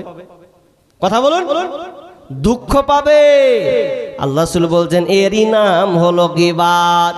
কেননা সাহাবীরা প্রশ্ন করেছিলেন আল্লাহ রাসূল, ক্বালা যিকরুক আকাক বিমা কিলা আফারাআইতা ইন কানা ফি আখি মা আকুল, যদি আমার ভাইয়ের মধ্যে স্বভাবটা পাওয়া যায়, যদি আমার ভাইয়ের এই গুণটা আমি পাই, তাহলে কি গীবাত করা হবে? বিষ্ণু বললেন ইন কানা ফিহি মা তাকুলু ফাকাদ ইকতাবতা, তুমি তোমার ভাইয়ের তুমি ভুল ত্রুটি পেয়েছো, কোনো কাজ তার খারাপ পেয়েছো, কিন্তু এই কাজটা যদি কম বলো তাহলে ওটা গীবাত করা হবে। ওয়া ইল্লাম ইয়াকুন ফিহি মা তাকুলু ফাকাদ বাহাত্তা, আর যদি তোমার ভাইয়ের মধ্যে ওই গুণটা না থাকে, ওই স্বভাবটা যদি না পাওয়া যায়, তাহলে অপবাদ দেওয়া হবে। যদি লোকটার কাছে থাকে ওই স্বভাবটা যদি হয়ে গেছে খারাপ, অন্যায় হয়েছে, তো ওটা তুমি যদি বহিঃপ্রকাশ করে বেড়াও, তাহলে ওটা গীবাত হবে। আর যদি তোমার ভাইয়ের এই দ্বারা কাজটা না হয়, যদি সে কাজটা না করে থাকে, তাহলে তুমি তোমার ভাইয়ের উপরে তোহমত লাগালে, তার উপরে তুমি মিথ্যাচার করলে। তার মানে আমরা অত্র হাদিস থেকে বুঝতে পারলাম, কারো ব্যাপারে কোনো লোক যদি কোনো পাপ করে দেয়, হয়ে যায়, ভুল ত্রুটি হতে পারে, মানুষ মাত্রই ভুল, এটা তার স্বভাব চরিত্র নয়, এটা তার দ্বারা একটি ডিসব্যালেন্স হয়ে গেছে, তাহলে ওই কথা তুমি পাবলিকের কাছে কোনো কথাই বলার চেষ্টা করো না। যদি বলো আর তোমার ভাই যদি শুনতে পায়, কষ্ট পায়, তাহলে এরই নাম গীবাত। জি, তাহলে আপনি কোনো ভাইয়ের কোনো গোপন কথা আপনি বলার চেষ্টা করবেন না, কারণ খুবই ভয়াবহ, জটিল, মারাত্মক একটা ধরনের গুনাহ। আগেই বলেছি, যদি এই গুনার মধ্যে তুমি যদি যুক্ত থাকো, তাহলে আল্লাহ তাআলা আপনাকে ক্ষমা করবে না। এবার চলেন, এটা তো গেল, আপনি তাকে ছোট করে দিলেন। আবার অনেক গীবাত আছে, কিছু কিছু গীবাত আছে মুখের কথার মাধ্যমে গীবাত হয়ে যায়, কাউকে তাচ্ছিল্য করে গীবাত হয়ে যায়। কেমন গীবাত? মা আয়েশা রাদিয়াল্লাহু তাআলা আনহা, মা আয়েশা রাদিয়াল্লাহু তাআলা আনহা قالت قال النبي صلى الله عليه وسلم قلت للنبي صلى الله عليه وسلم, মা আয়েশা রাদিয়াল্লাহু তাআলা তিনি বর্ণনা করেছেন, আল্লাহ রাসূলকে সাফিয়ার ব্যাপারে বলছেন, হাসবুকা মিন সাফিয়াতা কাযা ওয়া কাযা। সাফিয়ার ব্যাপারে তিনি যেন একটা বাক্য চয়ন করে ফেললেন, কাযা ওয়া কাযা। সাফিয়া দেখতে এরকম, তানি কাসীরা, মানে এরকম ছোট। ভালো করে দেখেন হাদিসটার দিকে। সাফিয়ার ব্যাপারে মা আয়েশা বলছেন, আল্লাহ রাসূল সাফিয়া হলো এইরকম দেখতে, তানি কাসীরা, সাফিয়া হলো এইরকম বেঠে, মানে বাট্টু, শর্ট সাইজের মেয়ে। যখনই এই কথা বলা, বিষ্ণু বলেন ফাকালা লাকাদ কুলতি কালিমা, হে আয়েশা তুমি এমন একটা বাক্য কথা বললে, এমন কথা তুমি বের করে দিলে, লাউ মুজিজাত বিহাল বাহারা লা মাজিজাত হ, তুমি এমন একটা কথা চয়ন পেশ করলে, এমন শব্দ তুমি মুখ দিয়ে বের করে দিয়েছো, আয়েশা রে, তোমার ওই কথাটা যদি সমুদ্রের পানিতে ফেলে দেওয়া হয়, তাহলে সমুদ্রের পানি বিষাক্ত হয়ে যাবে, সমুদ্রের পানি নষ্ট হয়ে যাবে। জিজ্ঞাসা করিলেন নবী মা আয়েশার তরে, সাফিয়াকে দেখলে কেমন তোমারই নজরে? জিজ্ঞাসা করিলেন নবী মা আয়েশার তরে, সাফিয়াকে দেখলে কেমন তোমার নজরে? কহিলেন মা আয়েশা, নবীর কাছেতে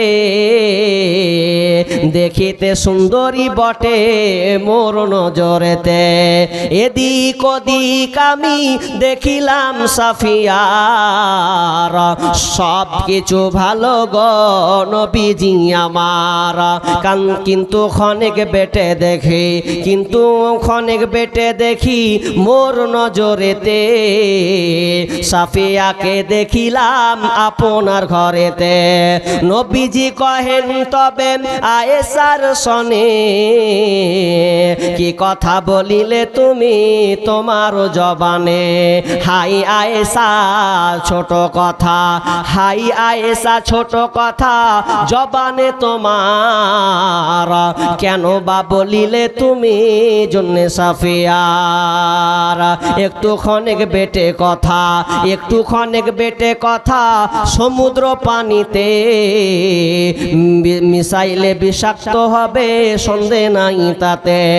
এই জন্য বলি মা বোনেরা, এই জন্য বলি মা বোনেরা হও সাবধান, পর নারীর দোষ ত্রুটি দিবে না কখন।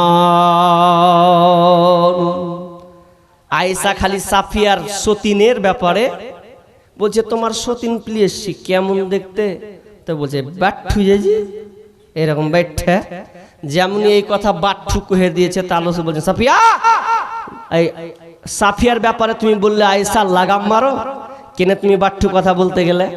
তুমি এত বড় গুনাহ করলে, শব্দটা ছোট হতে পারে, শর্ট কথাটা ছোট হতে পারে, কিন্তু ওই তোমার কথাটা যদি সমুদ্রের পানিতে ফেলে দিই তাহলে সমস্ত সমুদ্রের পানি বিষাক্ত হয়ে যাবে, বরবাদ হয়ে যাবে, তুমি এমন কথা বললে। কিন্তু আজকে বর্তমানে একটা লোক যদি একটু চোখটা একটু টেহারা করছে, টেহারা এদিকে তো ওকে টেহারা কয়ে ডাকছেন, কষ্ট যদি পাই গুনাহ গীবাত। একটা লোক পা ছোট আছে ন্যাংরা করছে, ন্যাংরা ভালো করে হাঁটরে, ন্যাংরা কহে ডাকলেন গুনাহ হবে। জি কারো যদি নাক বোচা করছে বচিলা খেত গায় না, চলবে না, যদি কষ্ট পায় গুনাহ হবে, কাবির বা বড় ধরনের গুনাহ, ক্ষমা হবে না যদি ও ক্ষমা না করে। আপনি কারো ব্যাপারে তাচ্ছিল্য করতে পাবেন না, কাউকে আপনি ছোট হিতপন্ন করতে পারেন না। কেউ যদি কালো হয় বলছে কালু সুয়েদ গায়, হবে না। জি সাবধান হতে হবে, এগুলো বলা যাবে না। আপডেট কটটি আছে 500 টাকা দমরা দিছে জানেন ধরতে না পারে। হ্যাঁ জি 500 টাকা কত 400 আর দুটা 50, মাশাআল্লাহ। আল্লাহুম্মা সাল্লি আলাইহি আল্লাহুম্মা বারিক আলা হায়াকা লা বারাকাল্লাহ। যাক বাপজি 500 টাকা দিয়েছেন, ইনশাআল্লাহ কালেকশন করব। জি একটু ধৈর্য ধরেন, একটু ধৈর্য ধরেন, আর দু একটা হাদিস বলি। জি কি বললাম যে আপনি কারো ব্যাপারে কারো শরীর নিয়ে আপনি ব্যঙ্গ করবেন না, কার চোখ ছোট, কার নাক মানে মিহি, কার বোচা, কার চাপটা, এগুলো আপনি মুখ দিয়ে বের করতে পারেন না। আজকে আমরা এমন ভাবে মানুষকে তাচ্ছিল্য করি, তার অঙ্গকে নিয়ে আমরা ব্যঙ্গ করি, আর ব্যঙ্গ করার পর যদি ওই ছেলেটা কিংবা ওই মেয়েটা আপনার বোনটা যদি কষ্ট পায় তাহলে আপনি বড় ধরনের গুনাহ করেছেন। জি কাউকে আপনি তাচ্ছিল্য করবেন না, এটা থেকে বেঁচে থাকতে হবে। কত বড় ভয়াবহ জানেন, কত বড় গুনাহ। ইব্রাহিম বিন আদহাম একটা দাওয়াত পেয়েছেন, দাওয়াত। তো দাওয়াত যখন পেয়েছে তো 8-10টা লোককে দাওয়াত দিয়েছে, ইনভাইট করেছে। তো দাওয়াত দিতে গিয়ে সবাই চলে গেছে, মানে একজন আসতে পারেনি। সবার পাতা পড়ে গেছে, থালা পড়ে গেছে, খাবার দিবে তো এমন সময় মেজবান করছে করে আর একজনকে যে দাওয়াত দিয়েছি নিমন্ত্রণ করছে, ও ফের কই, ওই লোকটা ফের কই। তো এই বলতে বলতে বলছে ওই লোকটা কই, তখন তার মধ্যে একজনা কইছে কেমন করে আসবে, ও তো মোটা ওই লেগে হাঁটতে পারে না, ওই লেগে লেট হয়েছে, এরকম একটা কথা বলে দিয়েছে। যেমনি এমন কথা বলা, যেমনি বলেছে মোটার লেগাও হাঁটতে পারে না, লেট করে আসছে, যেমন এই কথা বলেছে ইব্রাহিম বিন আদহাম সঙ্গে সঙ্গে থালাটাকে ছেড়ে দিয়ে ওপরে উঠে গেছেন। এমন ভাবে একটা লাফ দিয়ে উঠেছেন, লাফ দিয়ে সঙ্গে সঙ্গে বলছেন, আর নিজের পেটকে ধরে নিজে পেটটাকে বলছে ওরে আমার পেট দেখ, তোর কারণে লোকের নিন্দা শুনতে হলো, লোকের অপমান গিবাদের ব্যাপারে গিবাদ শুনতে হলো। আচ্ছা তুই যদি অনাহারে না থাকতিস, তুই যদি ক্ষুধার্ত না থাকতিস, তাহলে আজকে আমি এই বাড়ির দাওয়াত কবুল করতাম না, কিন্তু তোর কারণে আজকে আমাকে লোকের গিবাত শুনতে হলো রে, লোকের ব্যাপারে ঠাট্টা বিদ্রুপ আমাকে শুনতে হলো। ইব্রাহিম বিন আদহাম আর এক মুহূর্ত দাওয়াতে থাকলেন না, ওখান থেকে সঙ্গে সঙ্গে বের হয়ে আপন বাড়ির দিকে যেন তিনি চলে গেলেন। তার মানে বোঝা যাচ্ছে কেউ যদি আপনার দোকানের সামনে আপনার বাড়ির কাছে এসে কারো ব্যাপারে সমালোচনা করে, কোনো কিছু নিয়ে সমালোচনা করে, বলার চেষ্টা করে, খবরদার ওখানে এক সেকেন্ড আপনি থাকবেন না, যেমনি বলবে মারবেন টান। মা বোনদের একটা বদ অভ্যাস আছে, এই বাড়ির মেয়ে পরের বাড়ি যা ঢুকছে দেয়া বলছেন খালাকে বস, উমুকের বাড়ির কথা শুনবি তো বস, আর ইও খেপির মতন বলছে বল কি হয়েছে বল। ও তখন কান খাড়া করে কইছে কহা কইছে ও এরকম করে দিলে ছি ছি ছি, নিজেরটার দিকে তাকাও। তুমি কেন লোকের কথা শুনতে গেলে? ভালো মেয়ে ওরা, ভালো নারী হলো ওরা। কোনো মেয়ে যদি আপনার বাড়িতে আসে উমুকের খবর দিতে আসে, সোজা বলুন হট হট বাড়ি থেকে বেরিয়ে যান। খবরদার লোক কি করলো না করলো আমার শোনার দরকার নাই, বরং তুমি যদি আলোচনা করো তো ভালো, সমালোচনা করতে এখানে এসে বসিও না, বরং তুমি গুনাহ কামাবা আর আমাকে নিয়ে গুনাহ কামাবা। অত বোকা মেয়ে আমি নয়। যদি খালা ও আমার মাসে যদি আমার বাড়িতে আসো তো তুমি ভালো কিছু কথা বলো, কল্যাণময় কিছু কথা বলো, খবরদার লোকের সমালোচনা আমার বাড়িতে চলবে না। এভাবে প্রতিবাদ করতে হবে। তাহলে একদিন ঠেকা মারবেন তো বলবেন যে বুবুকার পান্নু না ওর বাড়ি, আর আপনার বাড়ি চাপবে না ওই যে ওয়াকার পারলাম না মানে ওর বাড়ি আর চাপবো না। জি অনেক মেয়ে খাসলত খারাপ আছে, অনেক নারী আছে, এর কথা ওয়াকে লাগে ওর কথা ওয়াকে লাগে, তো ওর 12টা সংসারে 12টা বাজিয়ে দেবে। জি আর নিজের বেলা খবর নাই, নিজের সংসারে ঠিক মতন মানে হাল মানে ঠিক নেই, আর লোকের সংসার ঝুড়ে বেড়াচ্ছে কে কি করছে। অতএব এগুলো থেকে বেঁচে থাকতে হবে। আর ছোট্ট করে আর একটা হাদিস বলছি, হাদিসটা ভালো করে শুনবেন, মন দিয়ে শোনা লাগবে। জি আব্দুল্লাহ ইবনে আব্বাস রাদিয়াল্লাহু তাআলা তিনি বর্ণনা করছেন, আল্লাহ বলেন ফাকালা বিকবরাইনি ফাকালা ইন্নাহুমা লা ইওয়াদ্দাবান। বুখারীর হাদিস পড়ছি, ওমা ইওয়াদ্দাবানি ফি কাবীরিন আম্মা আহাদুহুমা ফাকানা লা ইস্তাতিরু মিনাল বাউল। ভালো করে হাদিসটা শুনবেন।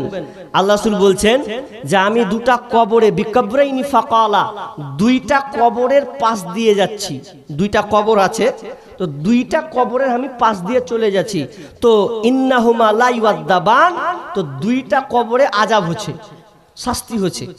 ওমা ইওয়াদ্দাবানি, কিন্তু ওমা ইওয়াদ্দাবানি ফি কাবীরিন, বড় কোনো গুনার লেগে লয়, বড় কোনো যে পাপ করেছে তার লেগে লয়, দুইটা গুনাহ করেছে আর ওই দুইটা গুনাহ করার লেগে কবরে খুব শাস্তি হচ্ছে।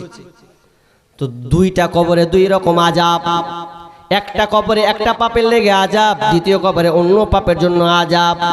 তাহলে আর একটা প্রথম কবরে যে আযাবটা হচ্ছে কি কারণে, ফাকানা কাবি আম্মাহাদুল ফাকানা লা ইস্তাতিরু মিনাল বাউল। প্রথম নম্বর যে কবরে আযাব হচ্ছে, এটা কবরের আযাব এই জন্য হচ্ছে যে লোকটা পেশাব করার সময় নিজেকে কন্ট্রোল করতো না, পেশাব করার সময় নিজেকে কন্ট্রোল করতো না, নিজেকে খেয়াল রাখতো না যে পেশাব কিভাবে করতে হবে। এক কথায় পেশাব করার সময় তার ছুটে যেত কিংবা নাপাক হয়ে যেত, এই জন্য কবর তাকে শাস্তি দিচ্ছে। এক নম্বর শাস্তি কবরে হচ্ছে কিসের কারণে, যে লোকটা যখন পেশাব করতো তো পেশাব করার সময় সে নিজে কন্ট্রোল করতো না, এই জন্য তার কবরে শাস্তি হচ্ছে। তার মানে কবর এত ভয়ঙ্কর জায়গা, সামান্য মানুষ পেশাব করার সময় যদি আপনি তরিকা অনুযায়ী পেশাব না করে, রুলস অনুযায়ী যদি আপনি পেশাব না করেন, তাহলে আপনার কবরে শাস্তি শুরু হয়ে যাবে। আল্লাহ রাসূল বলছেন আযাব হচ্ছে কিসের লেগে, বলছে পেশাব কন্ট্রোল করতো না, কিভাবে করতে হয় ঠিক মতন খেয়াল রাখতো না, ওই জন্য কবরে শাস্তি হচ্ছে। আপনি দেখুন, এটাকে ছোট মনে করিয়েন না, পেশাব করাটাকে ছোট মনে করিয়েন না। আপনি মুসলিম, আপনাকে জানতে হবে আল্লাহ রাসূল আপনাকে পেশাবের তরিকা শিখিয়েছেন, কিভাবে আপনি পেশাব করবেন আল্লাহ রাসূল আপনাকে বলে দিয়েছেন।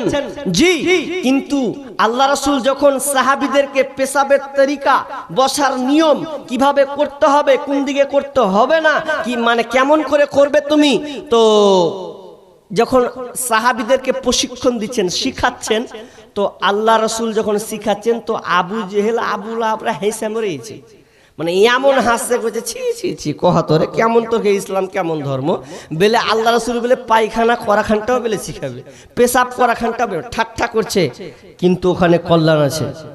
আল্লাহ রাসূল যেটা শিখিয়েছেন ওখানে কল্যাণ আছে। পেশাব করা শিখিয়েছে এই কারণে যাতে আপনি লোকের কাছে অপমানিত না হন, লাঞ্ছিত না হন। অনেক মানুষ আছে পেশাব করতে করতে ওকে মানে তাড়ন খেতে হয়েছে। তাহলে বলছি আপনাকে একটা দলিল দিছি, বাড়ির দলিল, কোরআনের দলিল, হাদিসের দলিল, বাড়ির দলিল।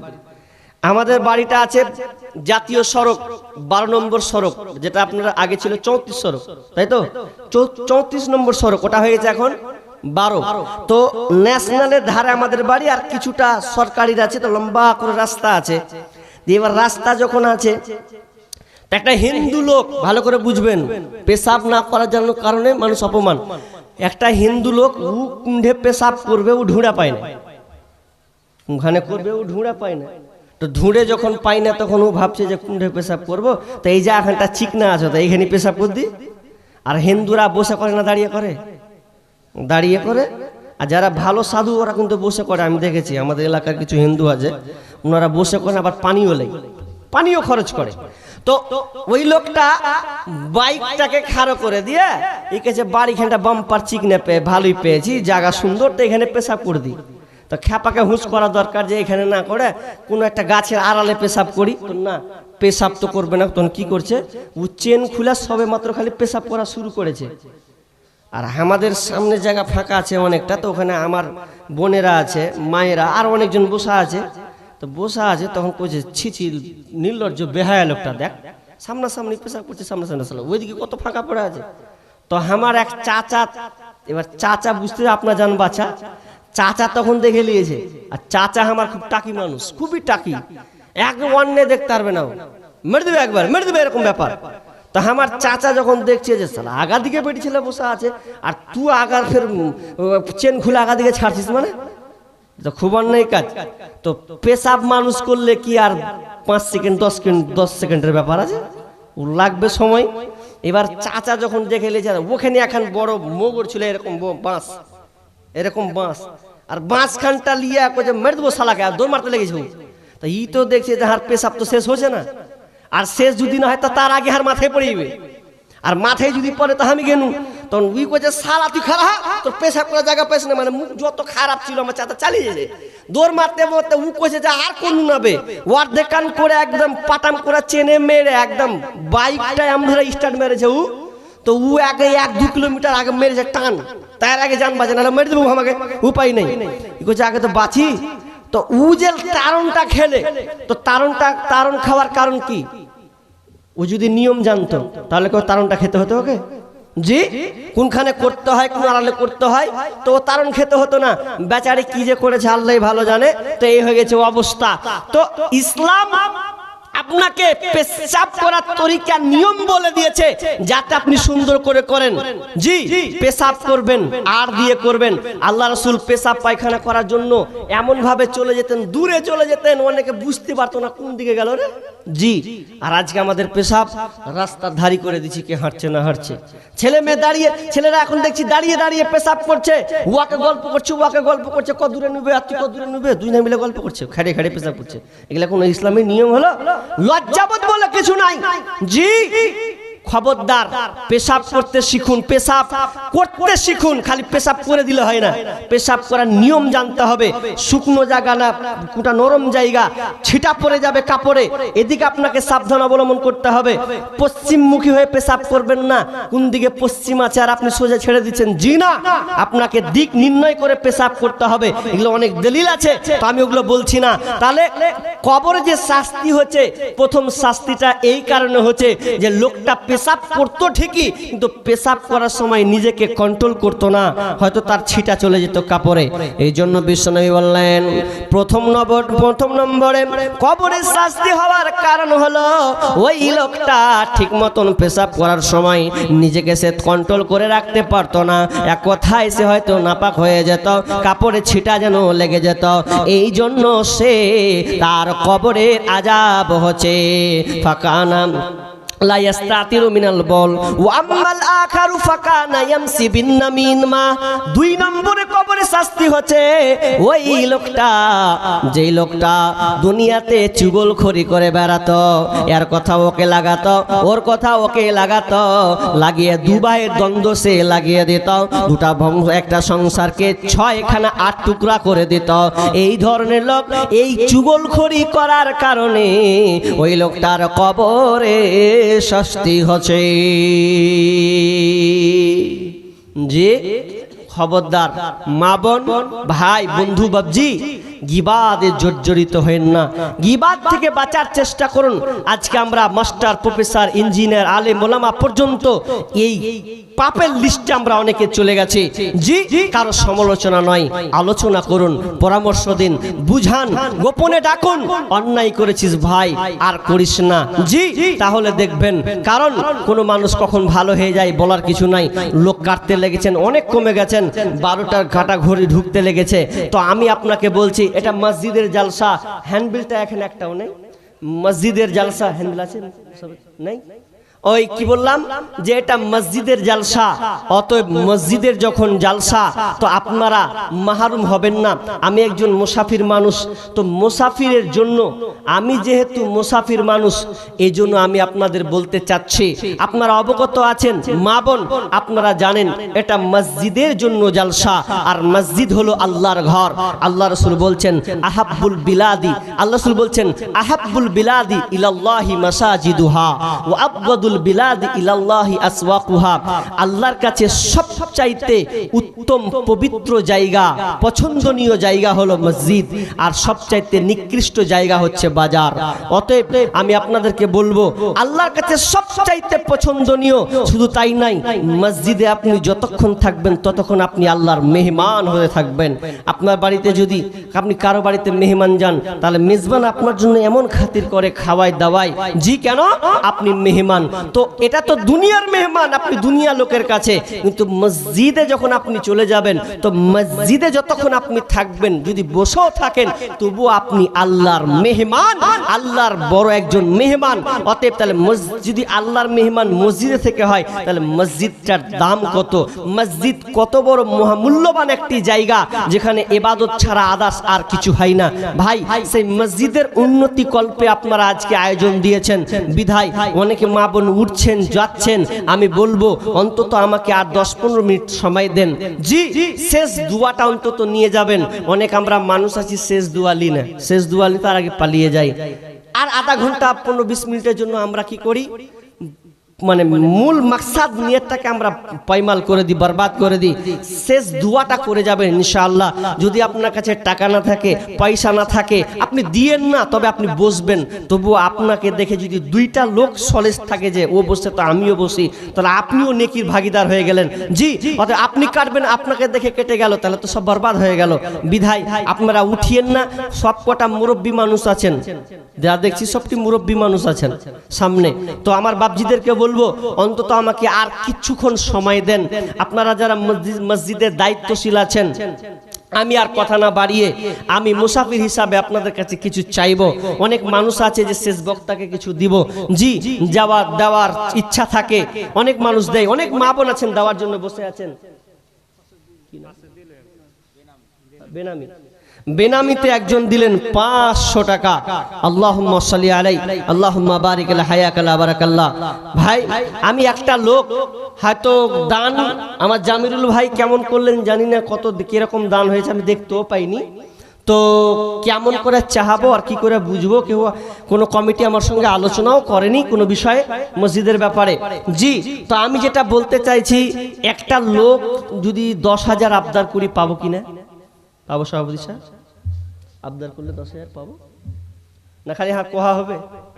হ্যাঁ, নাকি মানে পরিস্থিতি বুঝতে হবে না, আমার সঙ্গে কেউ আলোচনা করেনি এই বিষয়ে, তো না আমিও একদম বেতালে পড়ে গেছি।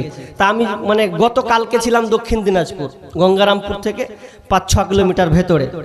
তো পরিবেশ খুব ছোট, আর মেয়েরা গাদাগাদ ভর্তি হয়ে আছে। ওরা কোত্থেকে যে আমাকে ইউটিউবে দেখে, মাশাআল্লাহ।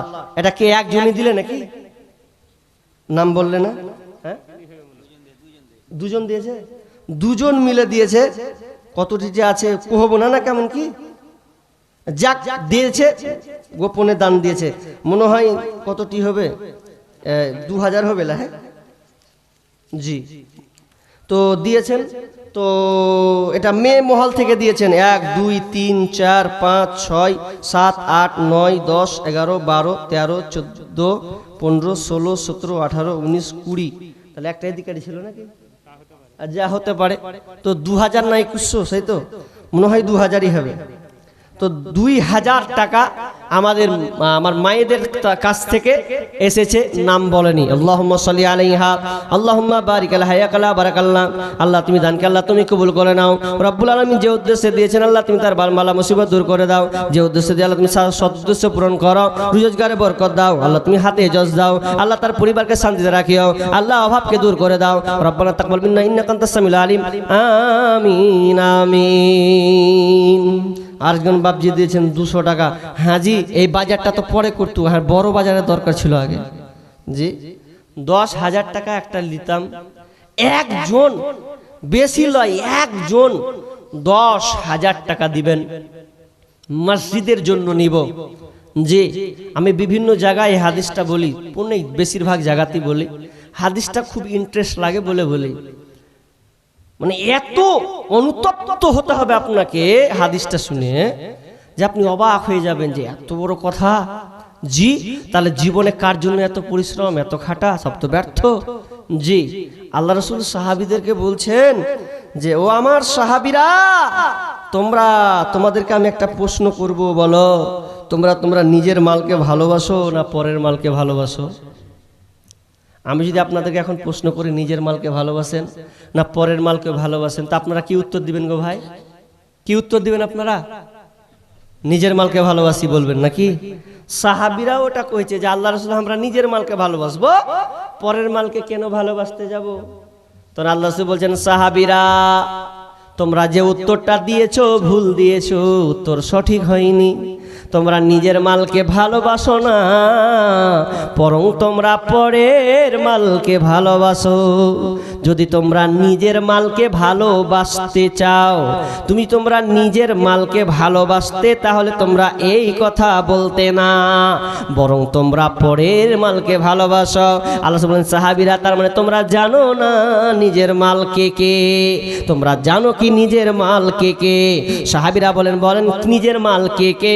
বিষ্ণু বলছেন শোনো আমার সাহাবীরা, তোমার নিজের সম্পদ, তোমার নিজের মাল হলো 3খানা। বাকি যতগুলো মাল দুনিয়াতে থাকবে এগুলো তোমার মাল নয়, এগুলো সব ওয়ারিসের মাল, এগুলো হলো পরের মাল, এগুলো তোমার মাল নয়। তাহলে নিজের মাল কে কে? 3খানা হচ্ছে তোমার নিজের মাল। 1 নাম্বার, তুমি যেটা খেয়েছো ওটা হলো তোমার মাল, তুমি মুখে ভরে দিয়েছো, হজম করে দিয়েছো, খেয়ে নিয়েছো, এটা তোমার মাল। তুমি মনে ভাবিও না তুমি হোটেলে বসেছো, 100 টাকার বিরিয়ানি, 150 টাকার বিরিয়ানি অর্ডার দিলাম, আর আমার টেবিলে হলো এটা আমার, এখনো তোমার হয়নি। তোমার তখনই হবে যখন তুমি এটাকে গিলে ফেলবে, যখন তুমি এটাকে হজম করে দেবে, ওটা হবে তোমার মাল। তাহলে কি করে আপনাকে বোঝায়? ইউটিউবে অনেক খবর নিউজ দেখা যায়, আপনি দেখবেন এখন তো ইউটিউব খুললে খালি হেয়ারিং, খালি হেয়ারিং, সব খালি হেয়ারিং হয়েছে না জি? বলতে ভাল লাগে না রে বাপ, এগুলা হেয়ারিং। ভয় করছি কখন যে কার নামে আসবে। দেখো আমাদের মুর্শিদাবাদে বড় বড় এমএলএর নামে হেয়ারিং চলেছে। হ্যাঁ, জাকির কোম্পানি নাম শুনেছেন? জাকির কোম্পানি জঙ্গিপুরের বিধায়ক এমএলএ, ওয়ার হেয়ারিং করছে। শালা এত মানে ইএসটি দিচ্ছি, এত ট্যাক্স দিচ্ছি, আমার নামে হেয়ারিং, মাথায় খারাপ। বাইরন বিশ্বাস সাগর দিঘির এমএলএ, ওয়ার নামে হেয়ারিং। ওরও চলেছে তুই ভারতের নাগরিক লয়, ভারতের নাগরিক প্রমাণ ফেলা লাগে। মাথা খারাপ সবার, একটার উপরে একটার উপরে খালি হেয়ারিং, তো মাথাই খারাপ। এমনকি ভালো ভালো আলেমদের শুধু পড়েছে। তারপর দেখলাম শাহিনুরকে দেখলাম, তারপরে ব্রাদার রাহুলকে দেখলাম, ওরও হেয়ারিং। শাহিনুরকে বলছে যে তুমি বারবার কেন বাংলাদেশ যেছো, তোমার পাসপোর্টে খালি ভিসা মারা আছে। তো ও বলছে যে আমি, আমার আত্মীয় আছে, আমি যেতে পারি। বলছে কেন তুমি যেছো? তো পাসপোর্টটা ঘোড়া ডিম করতে কোনো নাকি? পাসপোর্টটা মানুষ কিসের জন্য করে? এক দেশ থেকে আর এক দেশ যাওয়ার জন্য না। প্রশ্নর সম্মুখীন হতে গেছে, তুমি বছর অনেকবার গেছো, তুমি কেনে গেছো, গন্ডগোল আছে। এখন ওকে কি দিয়ে বুঝাবো? কি দিয়ে ওকে বুঝা? পাসপোর্ট করেও জ্বালা, কি করে বুঝাবেন? কোনো ডকুমেন্টস উলিবে না। এখন বেলে কার বেলে 6টা সন্তান বলে এখন বুঝিয়ে দাও, বুঝে কি করে 6টা হলো। তা আমি যখন নরেন্দ্র মোদীকে কই, হ্যাঁ রে ভাই তোরা যে 6টা, তো তোরা কি করে হবি যাবে হিসাব কর। তোরা তো 5-6 বোন, জি অমিত শাহকে বলেন ওরা 5-6 বোন, তোমরাই তো 6টা। তোমার প্রুফগুলো আগে দাও। মুসলিমদেরকে খালি হয়রানি ছাড়া আর কিছু নাই। তবে মুসলিমের দেওয়াল পিঠে যদি ঠেকে যায় কি হবে আল্লাহ ভালো জানে। জি এখন এক মত হতে হবে, এক হতে হবে, এক। যদি না হতে পারেন তো কি হবে সামনে বুঝতে পারবেন ঠেলা। আমি অত এগুলো ব্যাপারে মাথাও ঘামাই না, আপনারা সোশ্যাল মিডিয়াতে দেখতে পাচ্ছেন। আর একটু বেশি বলতে গেলে আবার চাপ পড়বে আমার উপরে। জি অতএব একটু নিজেকে কান খোলা রাখুন, চেষ্টা করুন আজ কি অবস্থা। তা আমি যেটা বলতে চাইছি আপনাকে, যে আপনার মাল 3খানা, আল্লাহ রাসূল বলছেন যেটা তুমি খেয়ে নিয়েছো ওটা তোমার, খাওনি তো তোমার লয়, খাওনি তো তোমার লয়। তো একটা লোক হোটেলে খাবারের অর্ডার দিয়েছে, টেবিলে বসছে, খাবার টাকা আগে দিয়ে দিয়েছে, টাকা নিজের পকেটের টাকা দিয়ে দিয়েছে, টেবিলে খেতে বসেছে। খাবারটা দেখছি ওর টেবিলে চলে এসছে। যখন চলে এসছে যে থালাতে হাত দিতে যাবে, তো হাত দেওয়ার আগে লোকটা এরকম করতে করতে করতে করতে করতে সম্পূর্ণ তার প্রাণ পাখিটা বেরিয়ে চলে গেল। সামনে খাবার পড়ে আছে, ও খেলো না। নিজের পয়সা দিয়ে কাটা খাবার অর্ডার দিয়ে খেতে হয় ওই হোটেলে, কিন্তু সে খেতে পেল না। যে খেতে পেল না, তার মানে আপনি যতক্ষণ খাননি ততক্ষণ আপনার ওটা খাবার নয়। তাহলে একটা ছোট্ট করে শুনেন, আপনি খাননি আপনার নয়, খেয়েছেন তো আপনার। কেমন করে একটা বাড়ির লোক একটা মারা গিয়েছে, একজন বাপজি মারা যাওয়ার আগে চাচিকে বলছে, রে শুন, আমার অনেক দিনের স্বাদ, অনেক দিনের বাসনা, আমি তো আমার খুব ইচ্ছা হয়েছে রে, এই মুখের মা এক কাজ কর, তুই আমার লেগে কবুতর কাট, কবুতরের মাংস আমার খেতে ভালো লাগবে, আমি খুব আমার পছন্দ, আমার অনেক পছন্দের খাবার এই কবুতর মানে পায়রা কাট, আমি আজকে মাংস খাবো, আমার ইচ্ছা হয়েছে। তখন বলছে ঠিক আছে জি, তোমার লেগে আমি রেডি করে দিচ্ছি। বাজার গেল, বাজার থেকে আসলো, দুপুর হলো, সুন্দর করে রান্না হয়ে গেছে কবুতরের মাংস। আর রান্না হয়ে যাওয়ার পর এবার বলছে আরে রেডি হয়েছে, তো বলছে শুনো হাত পা ধুয়ে নাও, খাবারটা খাও, রেডি হয়ে গেছে। তখন ওই বাপজি বলছে তাহলে এক কাজ কর, তুই মানে সব পার খাবারকে রেডি কর, আমি শুধু মুখ হাত খান ধুয়ে আসবো আর খেতে বসে যাব। যখনই লোকটা বাথরুমে ঢুকেছে, আর বাথরুমে ঢুকার পরে মনে যে কত তার স্বাদ ছিল, আজকে কবুতরের মাংস খাবো, আমার বাড়ির মাংস, কিন্তু খাবার তামান্না তো তার আছে, কিন্তু তামান্না কি কবুল হবে? এমন সময় যখন বাথরুম থেকে বের হয়েছে, ডান পা বের করেছে, বাম পা আর বের করার সুযোগ পায়নি। এমন সময় মালাকুল মউত এসে রে তার প্রাণ পাখিটাকে বের করে নিলেন। ডানেতে কাঁদিবে মাতা, বামেতে পরম পিতা, পদতলে প্রিয়সী অঝোর নয়নে,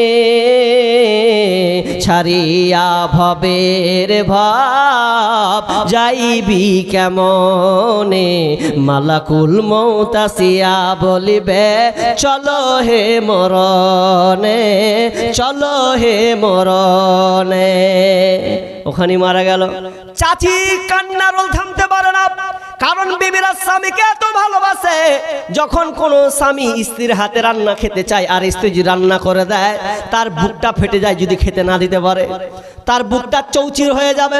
আমার স্বামী আমার হাতের রান্না কবুতরের মাংস খাবার কত স্বাদ ছিল, কিন্তু সে খেতে পেল না। চোখ দিয়ে পানি ঝরঝর করে, চাচির চোখ দিয়ে পানি ঝরছে। মাটির সময় হয়ে গেল, মাটি দাফন হবে। মাটি যখন সম্পূর্ণ দাফন হয়ে গেছে, এমন সময় ওই বাড়ির একজন ইমাম ছিলেন, আলেম ছিলেন, আলেম মানুষ হতে পারে তার ভাতিজা। এমন সময় বাড়ি এসে চাচিকে বলছেন, চাচি কান্না করো না, চাচি কান্না করো না, চাচার জন্য সব সময় দোয়া করো, দোয়া করো, এটা চাচার ফায়দা হবে, অতএব আর কান্না করো না। চাচি তখন ধরে বলছে, ভাতিজা রে যাস না, বাড়ি যাস না, তুই যাস, বাড়ি যাস, এক কাজ কর, কবুতরের মাংস দুটা খেয়ে নে, খা, বাস কবুতরের মাংস দোকান খারে ভাতিজা। যখনই ওই আপনার খুঁড়িতে কবুতরের মাংস দেখেছে, ইমাম মানুষ তো আলেম মানুষ, রেগে গেছেন। মরা বাড়িতে কেউ কবুতরের মাংস কি খাওয়ায়? মরা বাড়িতে কেউ কি কবুতর মাংস দেয়?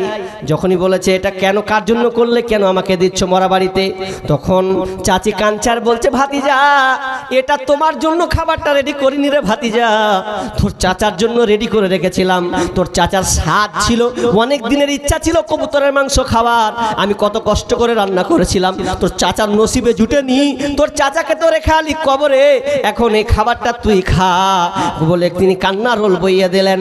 তার মানে ওই জন্য বিষ্ণু বলেছেন, ওরে আমার সাহাবীরা শোনো, তুমি যখন খাওনি তোটাও তোমার মাল নয়, যখন তুমি খেয়ে নিবে ওটা হলো তোমার মাল।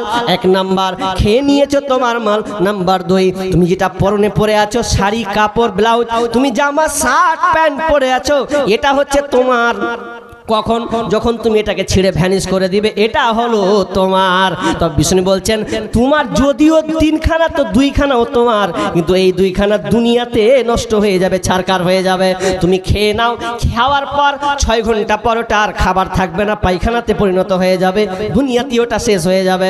নাম্বার 2 তুমি যেটা পরে আছো ছিঁড়ে ভ্যানিশ হয়ে শেষ হয়ে যাবে, এটাও দুনিয়াতে শেষ হয়ে যাবে। কিন্তু 3 নম্বর তোমার মাল হলো তুমি যেটা আল্লাহর রাস্তায়, তুমি যেটা আল্লাহর রাস্তায় যতই হোক না কেন, যতই থাক না কেন, যতটুকু তুমি নিজের হাতে আল্লাহর রাস্তায় জমা করলে ওটা হলো তোমার নিজের সম্পদ, ওটাই হলো তোমার নিজের মাল। বাকি দুনিয়াতে তোমার নামে 10 বিঘা জমি থাকগা, 10 তলা অট্টালিকা বাড়ি থাক, যা কিছু থাক না কেন, 4 চাকা থাক আর বুলেট থাক,